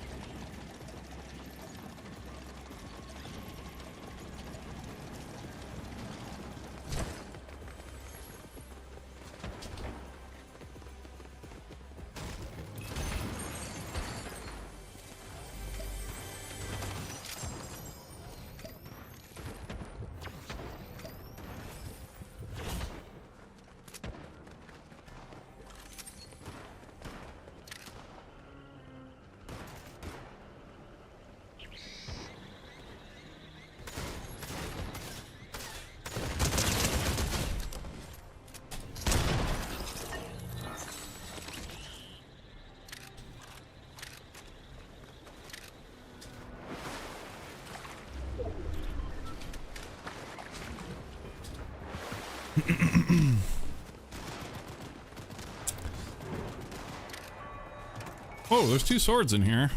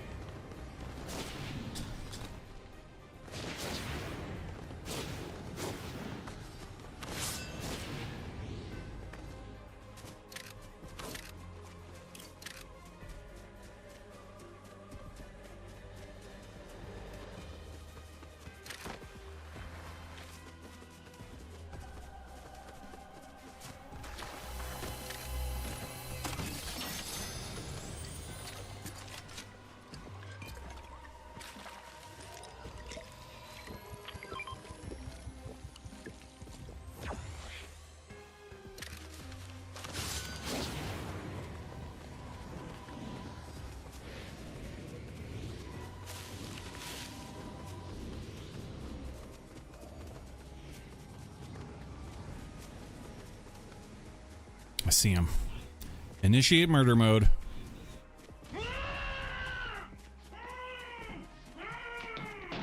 In 3, 2, 1, go! Flah!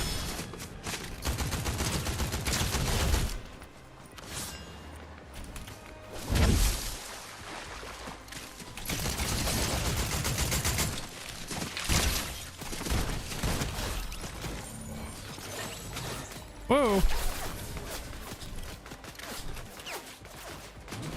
Eat this! And this! Oh, they miss! What the hell? They're not heat-seeking anymore?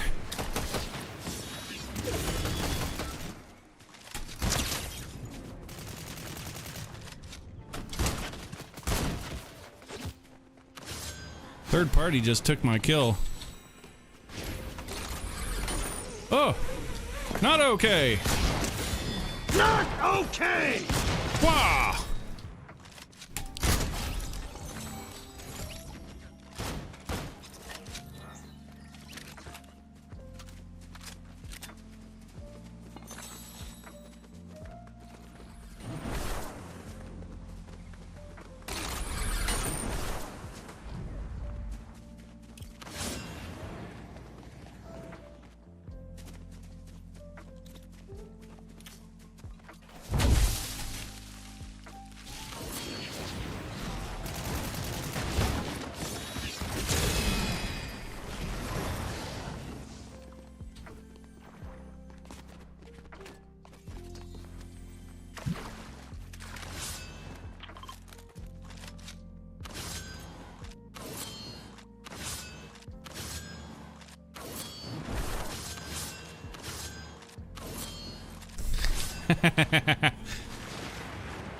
Whee!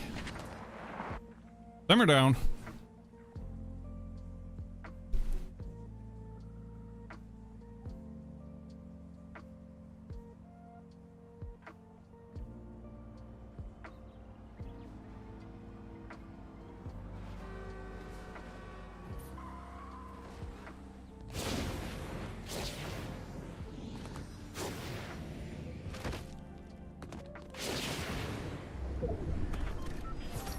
And the final ingredient? I actually needed that, but you needed more, actually. Never mind.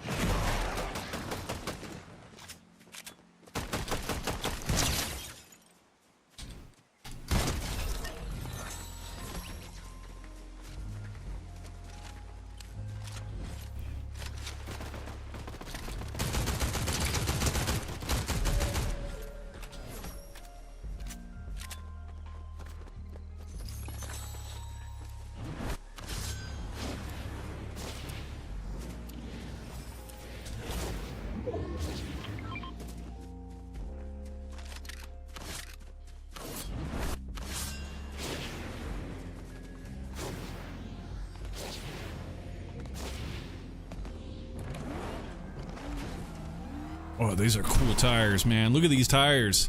Whose car is this? This is a really... Oh, right. It's the Fast and Furious Dodge Charger sedan. But those tires are really cool. I dig those tires. Those are dope. Dope, I tell ya.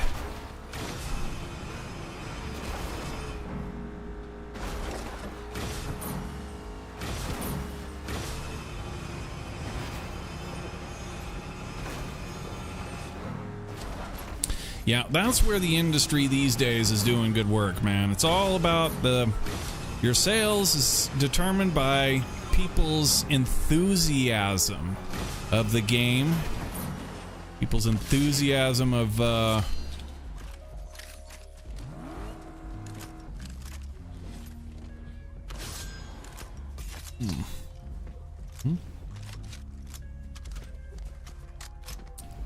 Yeah, people's enthusiasm of the game, and they want to buy cool cosmetics to let them stand out and be unique and whatnot. It's a great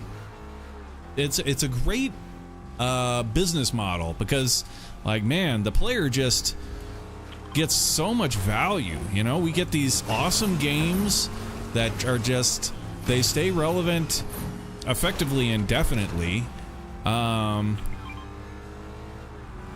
And yeah, we don't have to pay anything. Pay nothing. We just have to own the equipment to play the game, and that's it. That's awesome.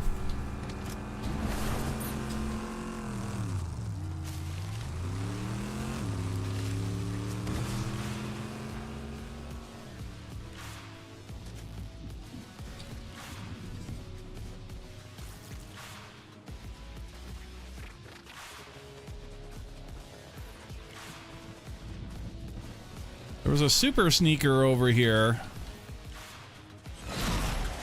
In there? Nope.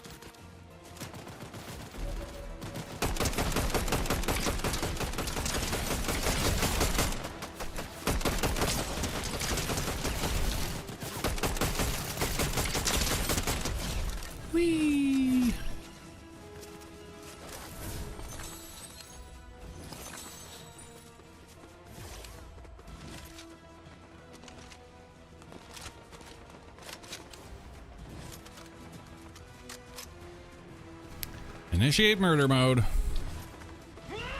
Again.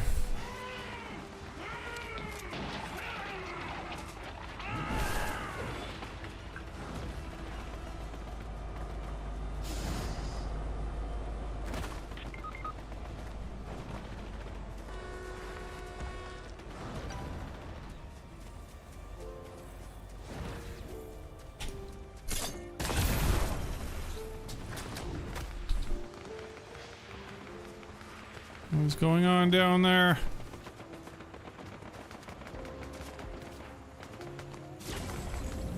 Get back up!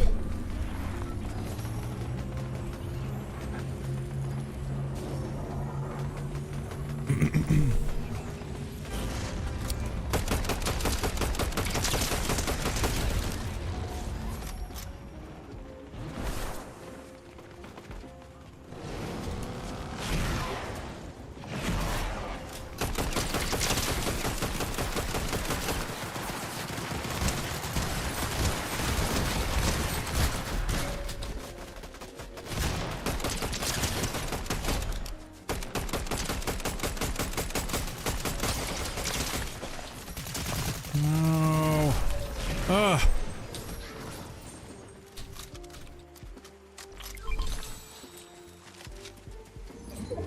I do not like this shotgun. It takes way too long to load. I gotta be honest, I really like the other shotgun, the double barrel, because, like, yeah, you can just load it super fast. It's a good clutch weapon.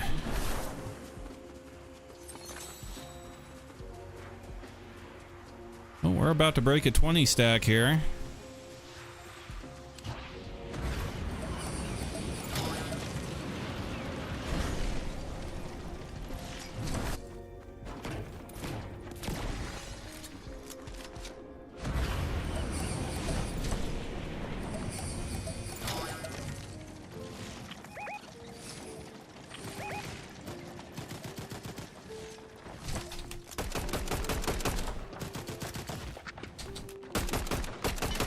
Gonna steal my car.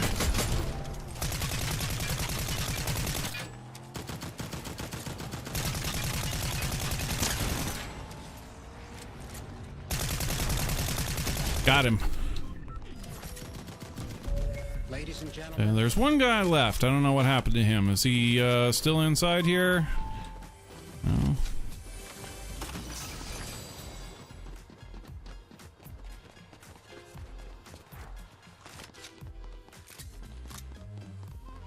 Oh, that's 20. I broke 20. 13 more and I've matched my PB. Imagine getting another 13. That's insane. Whoa.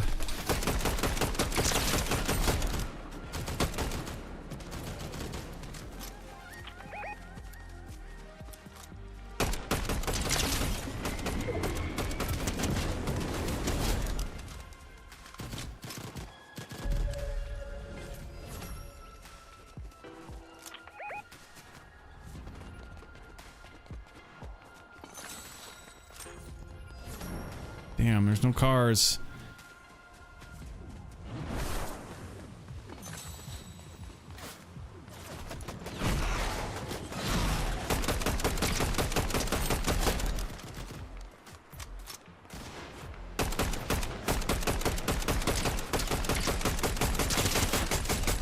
Wow, man. 24 eliminations. Let's go. Keep it rolling.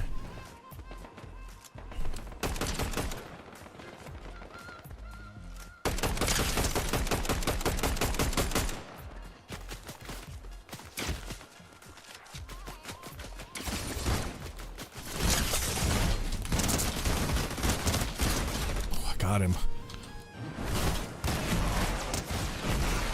Oh, man. I got him, though. Damn. Finish it off. Finish him off. Finish him off. He's behind you, bro. Oh, no. Dude, he doesn't see him. He's right there. Ugh. No, god damn it.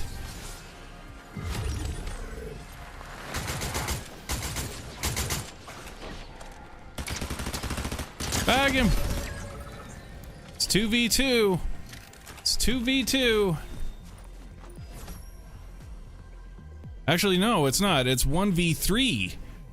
I just realized this guy's still alive, thus he's 3 of the 4. So it's 3v1. He's gonna win it.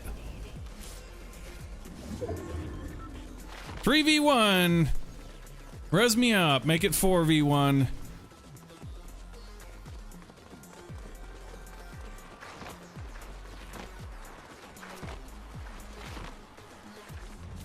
Yeah, there he goes. Res me up. Simmer down.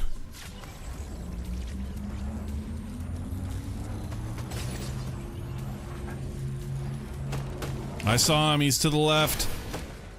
You need to have res me, man. Res me. I know where he is. He's right there. Kill him. There it is. There it is. There it is. Let's go. Cheers. Party on.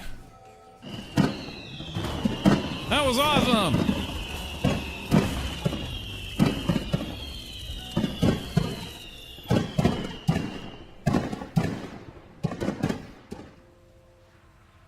That was awesome. Very well played.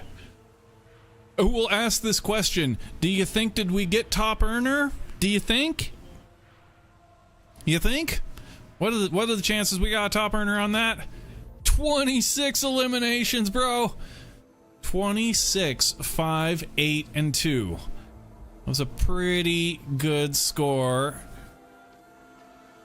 Yeah, top earner. I didn't get the crown though. We had a crown, we dropped it. I was playing bloodthirsty, trying to get that high score.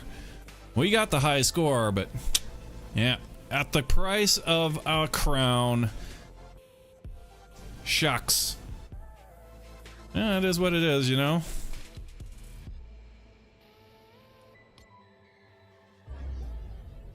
And we got a new system too. We go to our trophy room first before we get the highlight. That way when we do the highlight, the actual, like, our scoreboard will actually be in the highlight. Oh yeah, before we would always do the highlight first and then come in and then get the tally, but if we do it that way, we don't have any, realize that we don't have any log of our tallies.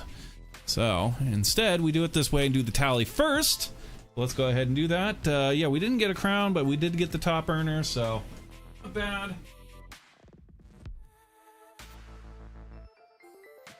We're for 5. Victory number 9.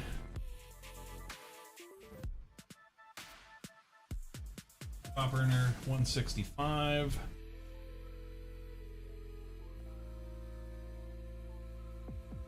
$364.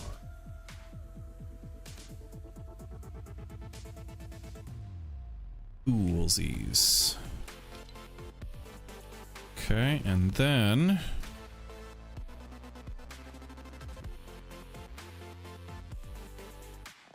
we get the highlightage.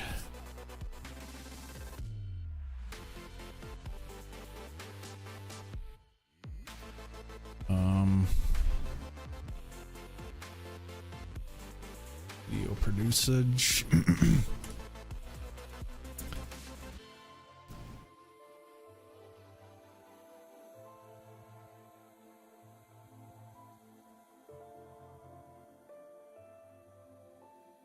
There we are.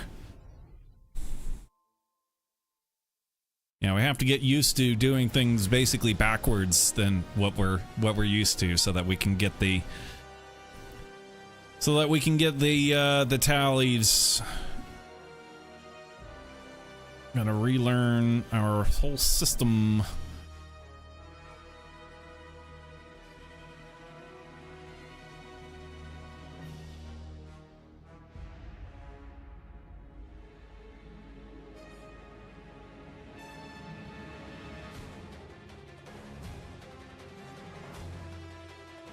Copy pasta.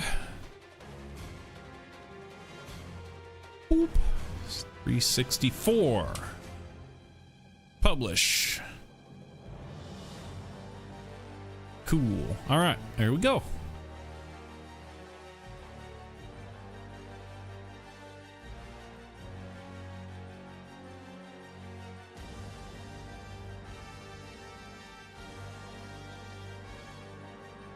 Looks like we lost Sisman. Damn. Well, appreciate you coming and hanging out, Sis. Yeah, I honestly didn't see anything in your messaging that would lead me to like go off and be getting angry or anything. I don't know why Film Watcher got angry at you. I don't know what that was about. So I apologize for that. Don't want people getting upset in our channel and stuff. I want people to like be lighthearted and stuff, even when there's like somebody comes in and says something negative, that we take it first with a grain of salt and kind of, laugh and, But it's when behavior like persists, when somebody's like a dick over and over and over, and they're not being funny about it, they're not being, whatever. That's when I'll step forward and be like, hey, you're being a dick, watch out, but yeah, it's a shame we get people getting upset at each other over little things, over things that aren't even like real. Yeah, hope everybody cools down. I need to get highlights and stuff. I need like clips. I need clippable stuff. Gotten anything today that I can think of that's really clip worthy? What do I do? Need clips, man. 12 o'clock. How long have we been playing now? 3 hours?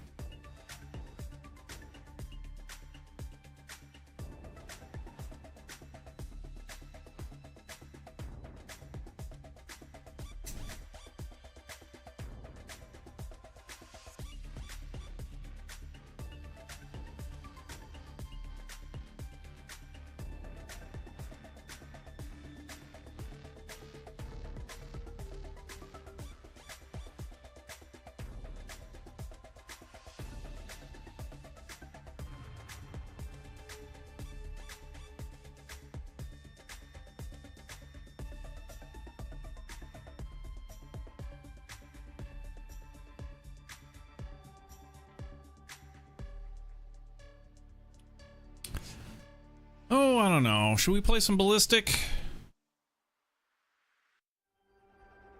Yeah, why not?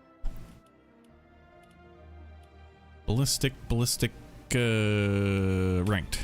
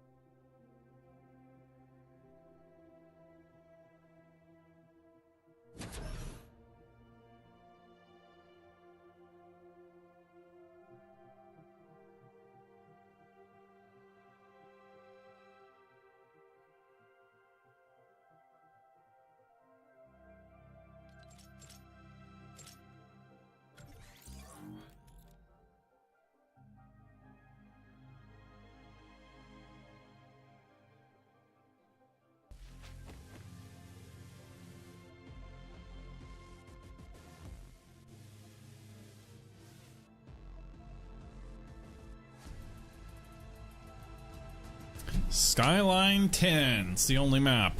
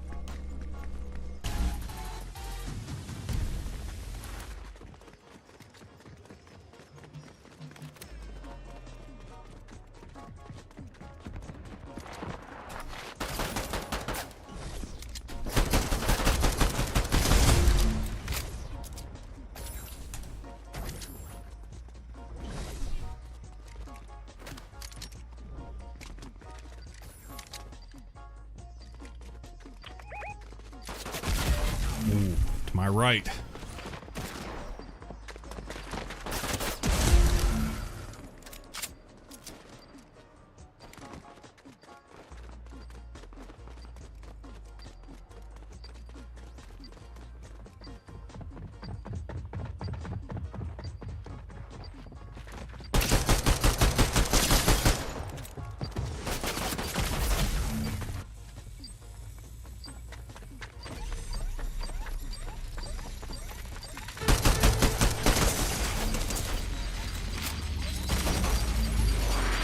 Hey, we won! Everybody dies. You die, she dies, everybody dies.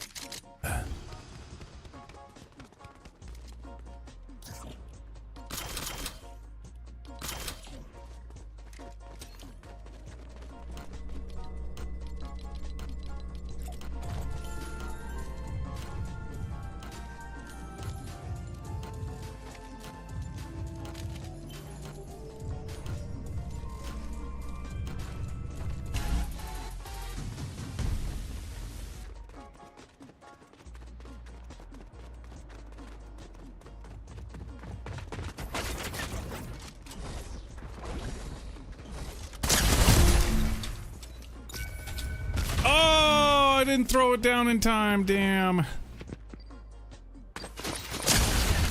Wow.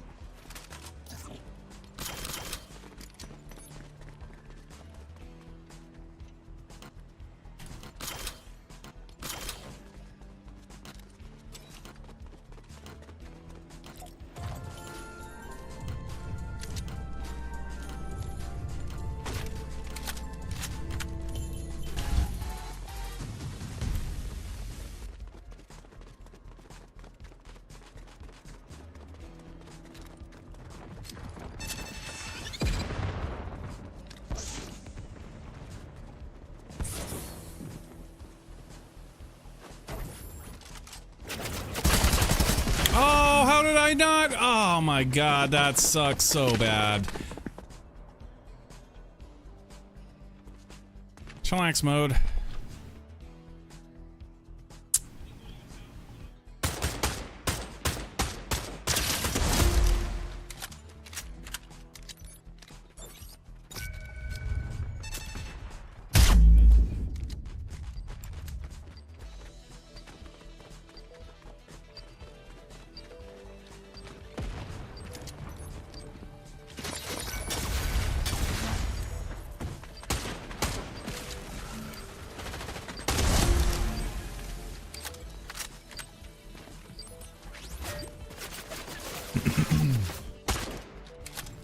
Game on.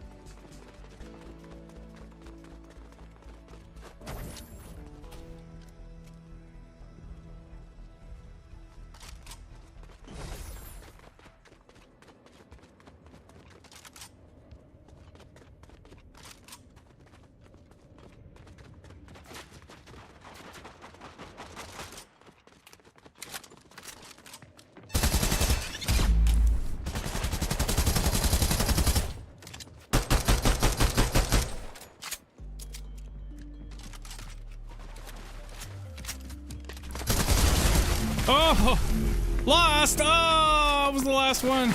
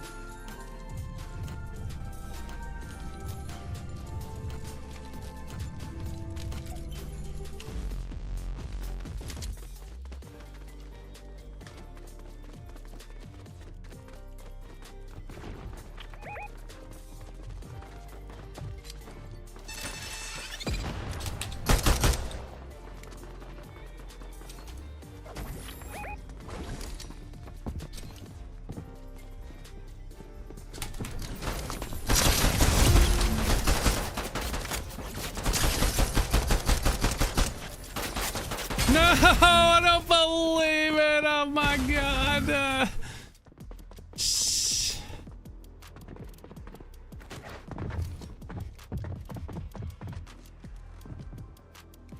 Coffee mode.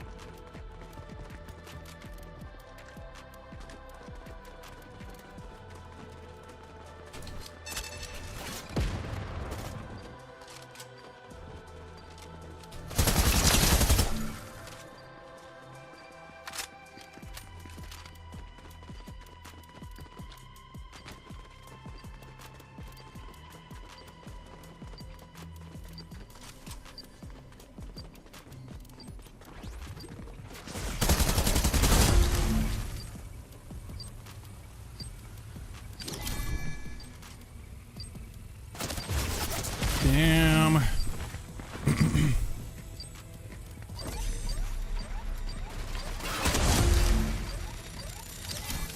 We lost.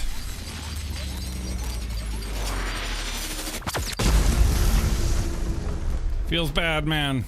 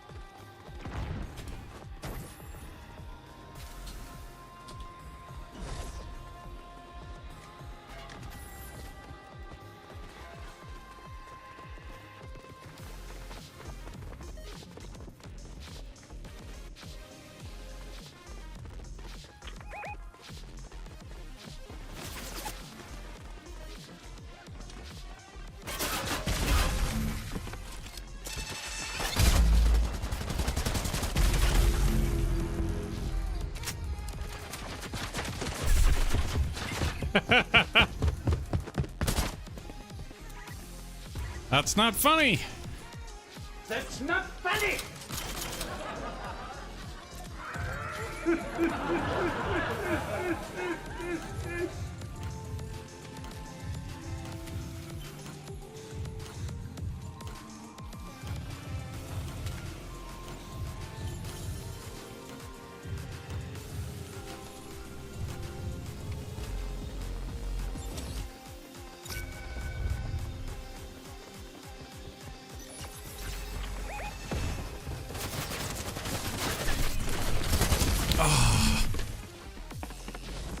Fuck.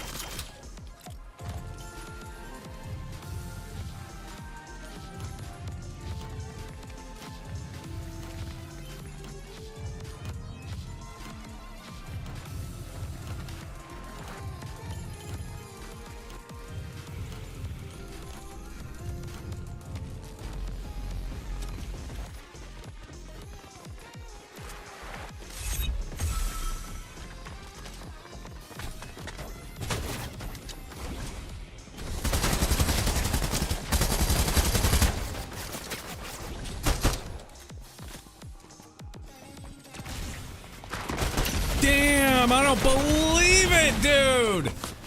That's absolutely uncanny. Holy shit. Wow. That dude motherfucking hiding back there perfectly. Like, absolutely. That's crazy. That is fucking crazy. If he'd stepped out, I'd won. Like, I'd have killed him. But then, like, yeah. Uncanny. Wow. Alright, anyway, what do we got here? Knight, comma. Pickaxe. Okay.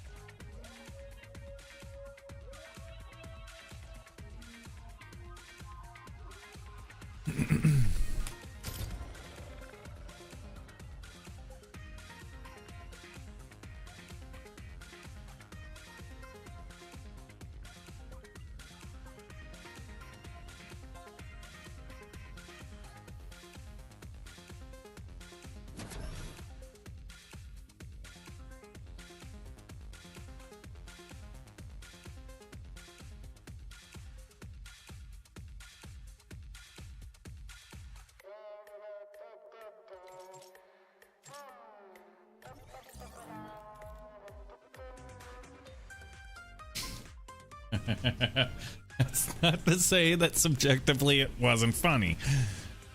Oh man. Yeah, my dude, yeah.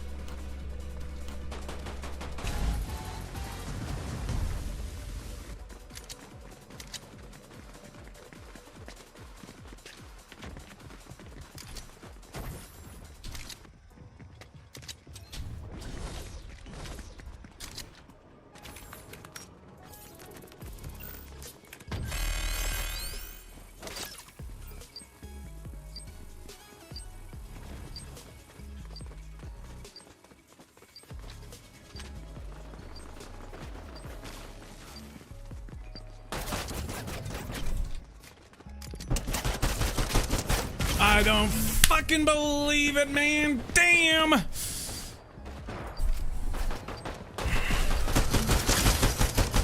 this guy's shooting at a wall. Nice controller player, bruh. And AFK-er. Report. AFK.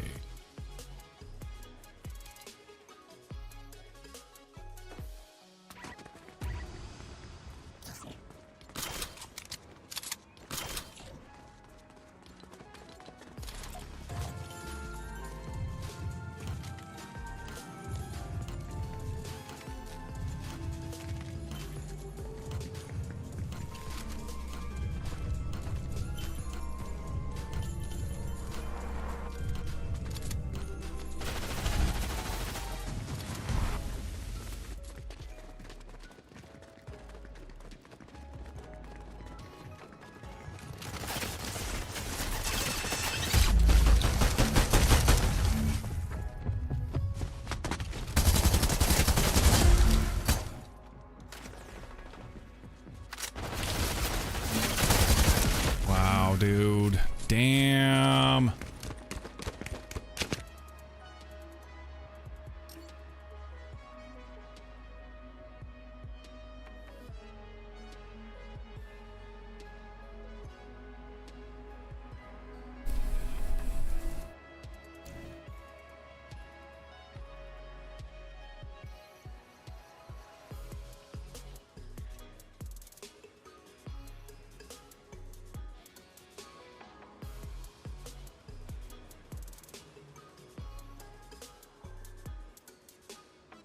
Relax mode.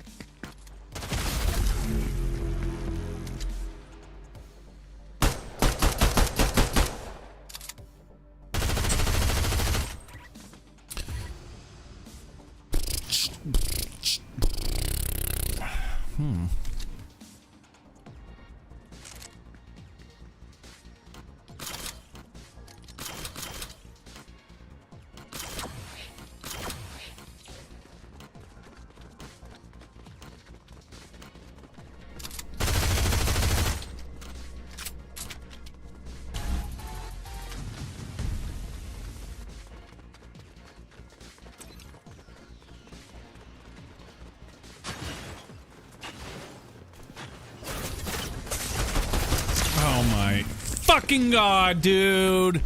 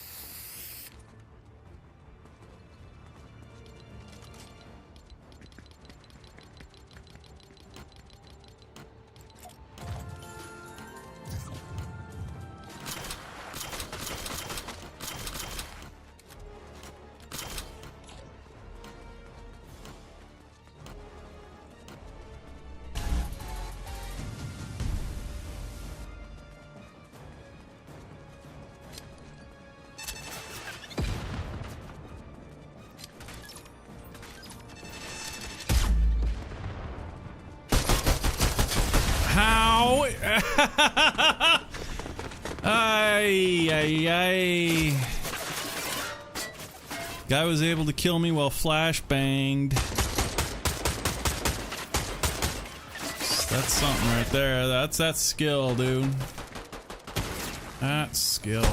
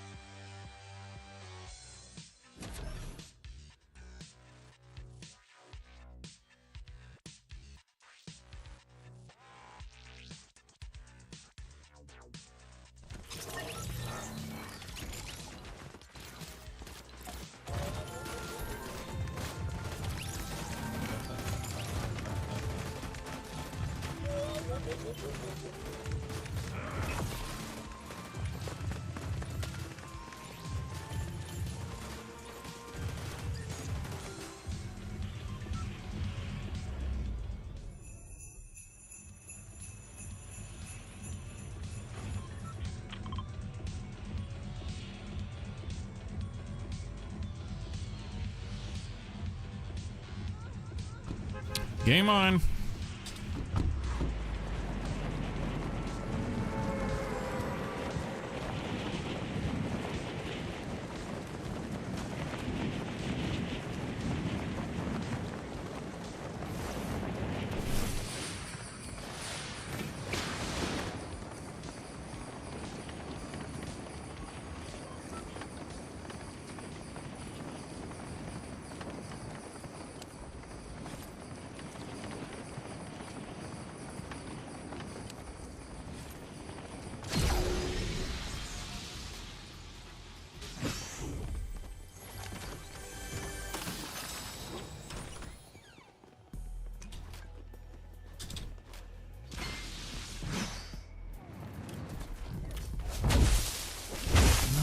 Dorcas.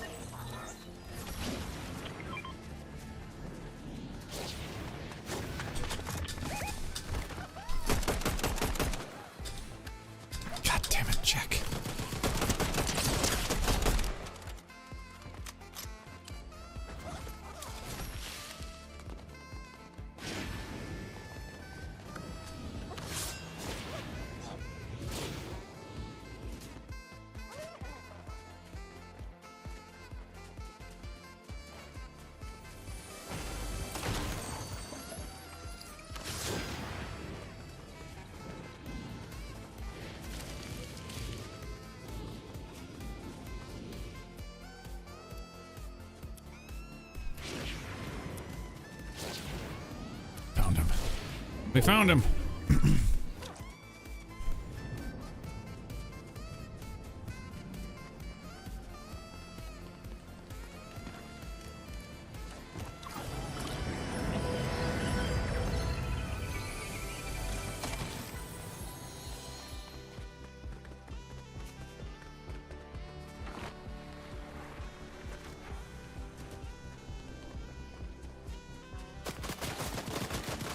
Dude!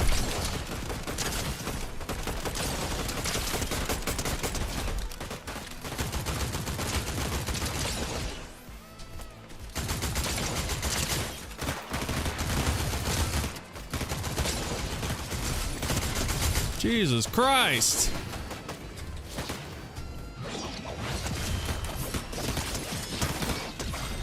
Wow, that was wild.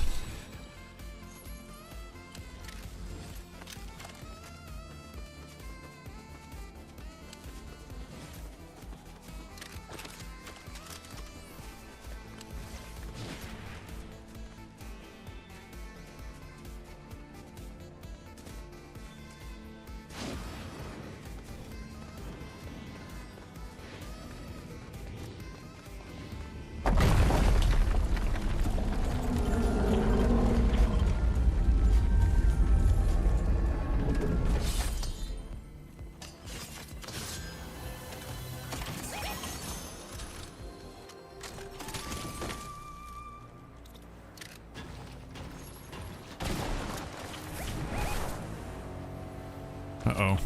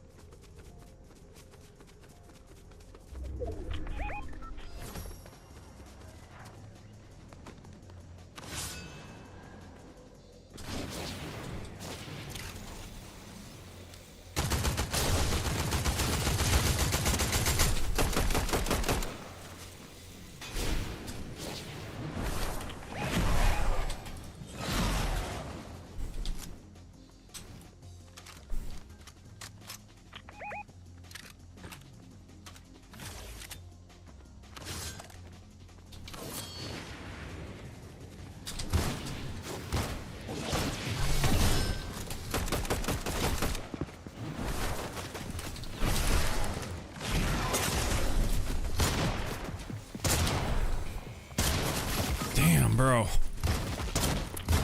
Fuck, I just had no way out of that, man. I had no way out.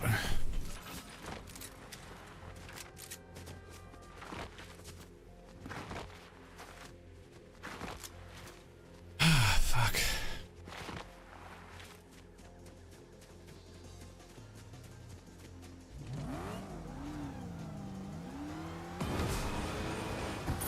Chillax mode.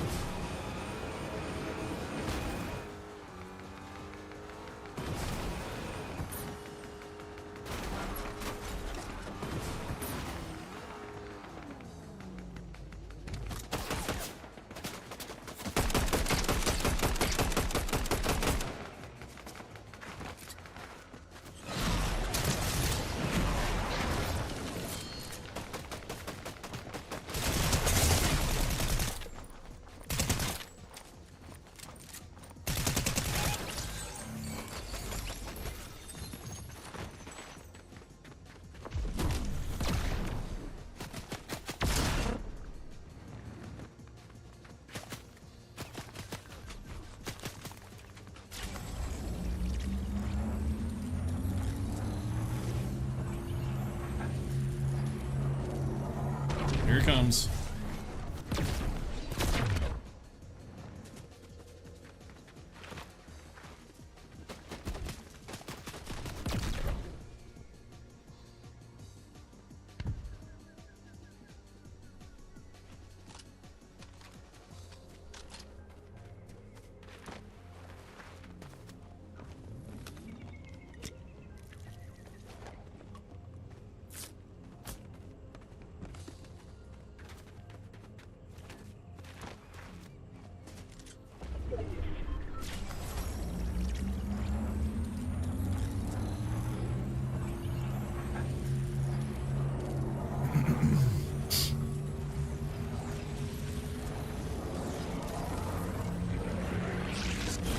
Game on.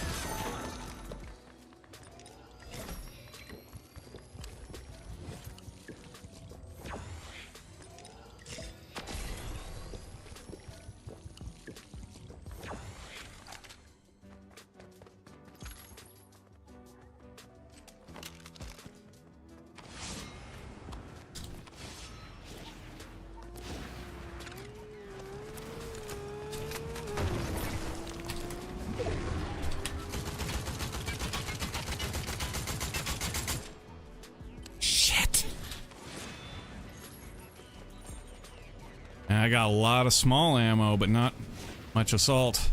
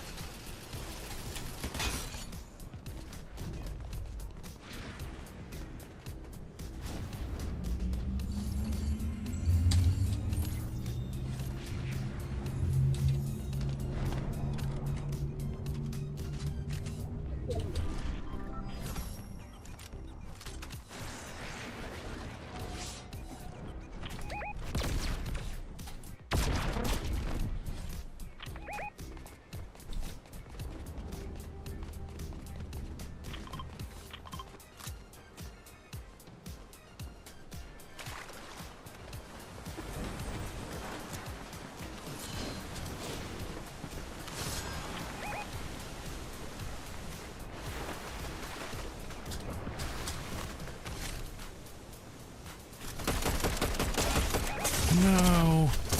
God damn it!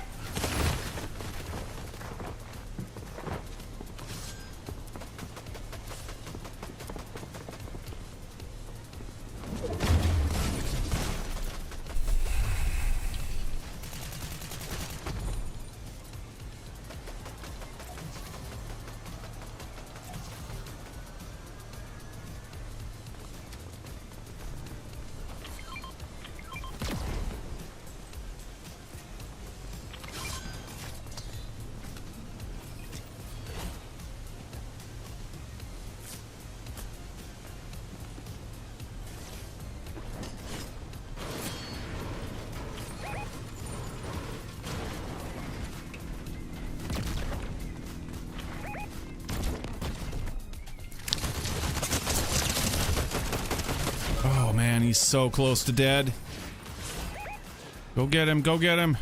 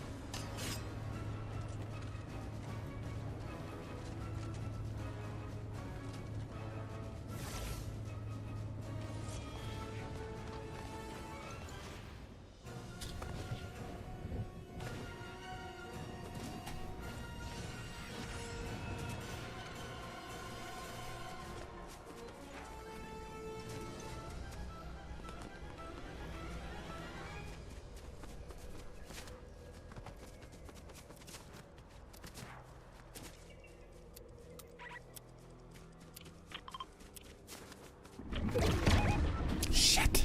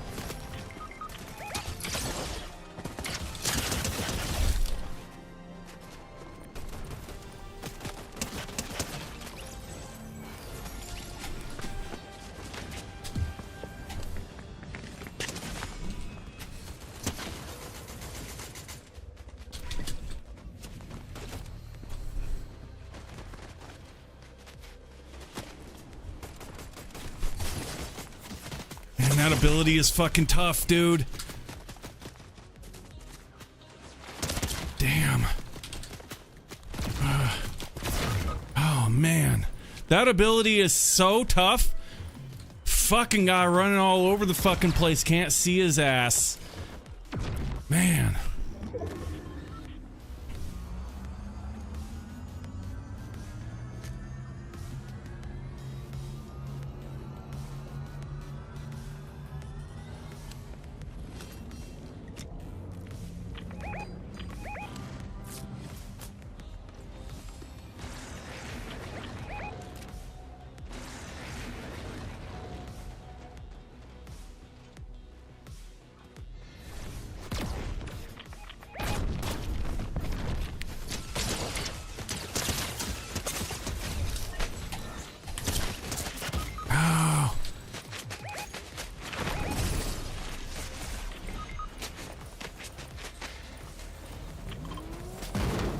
no!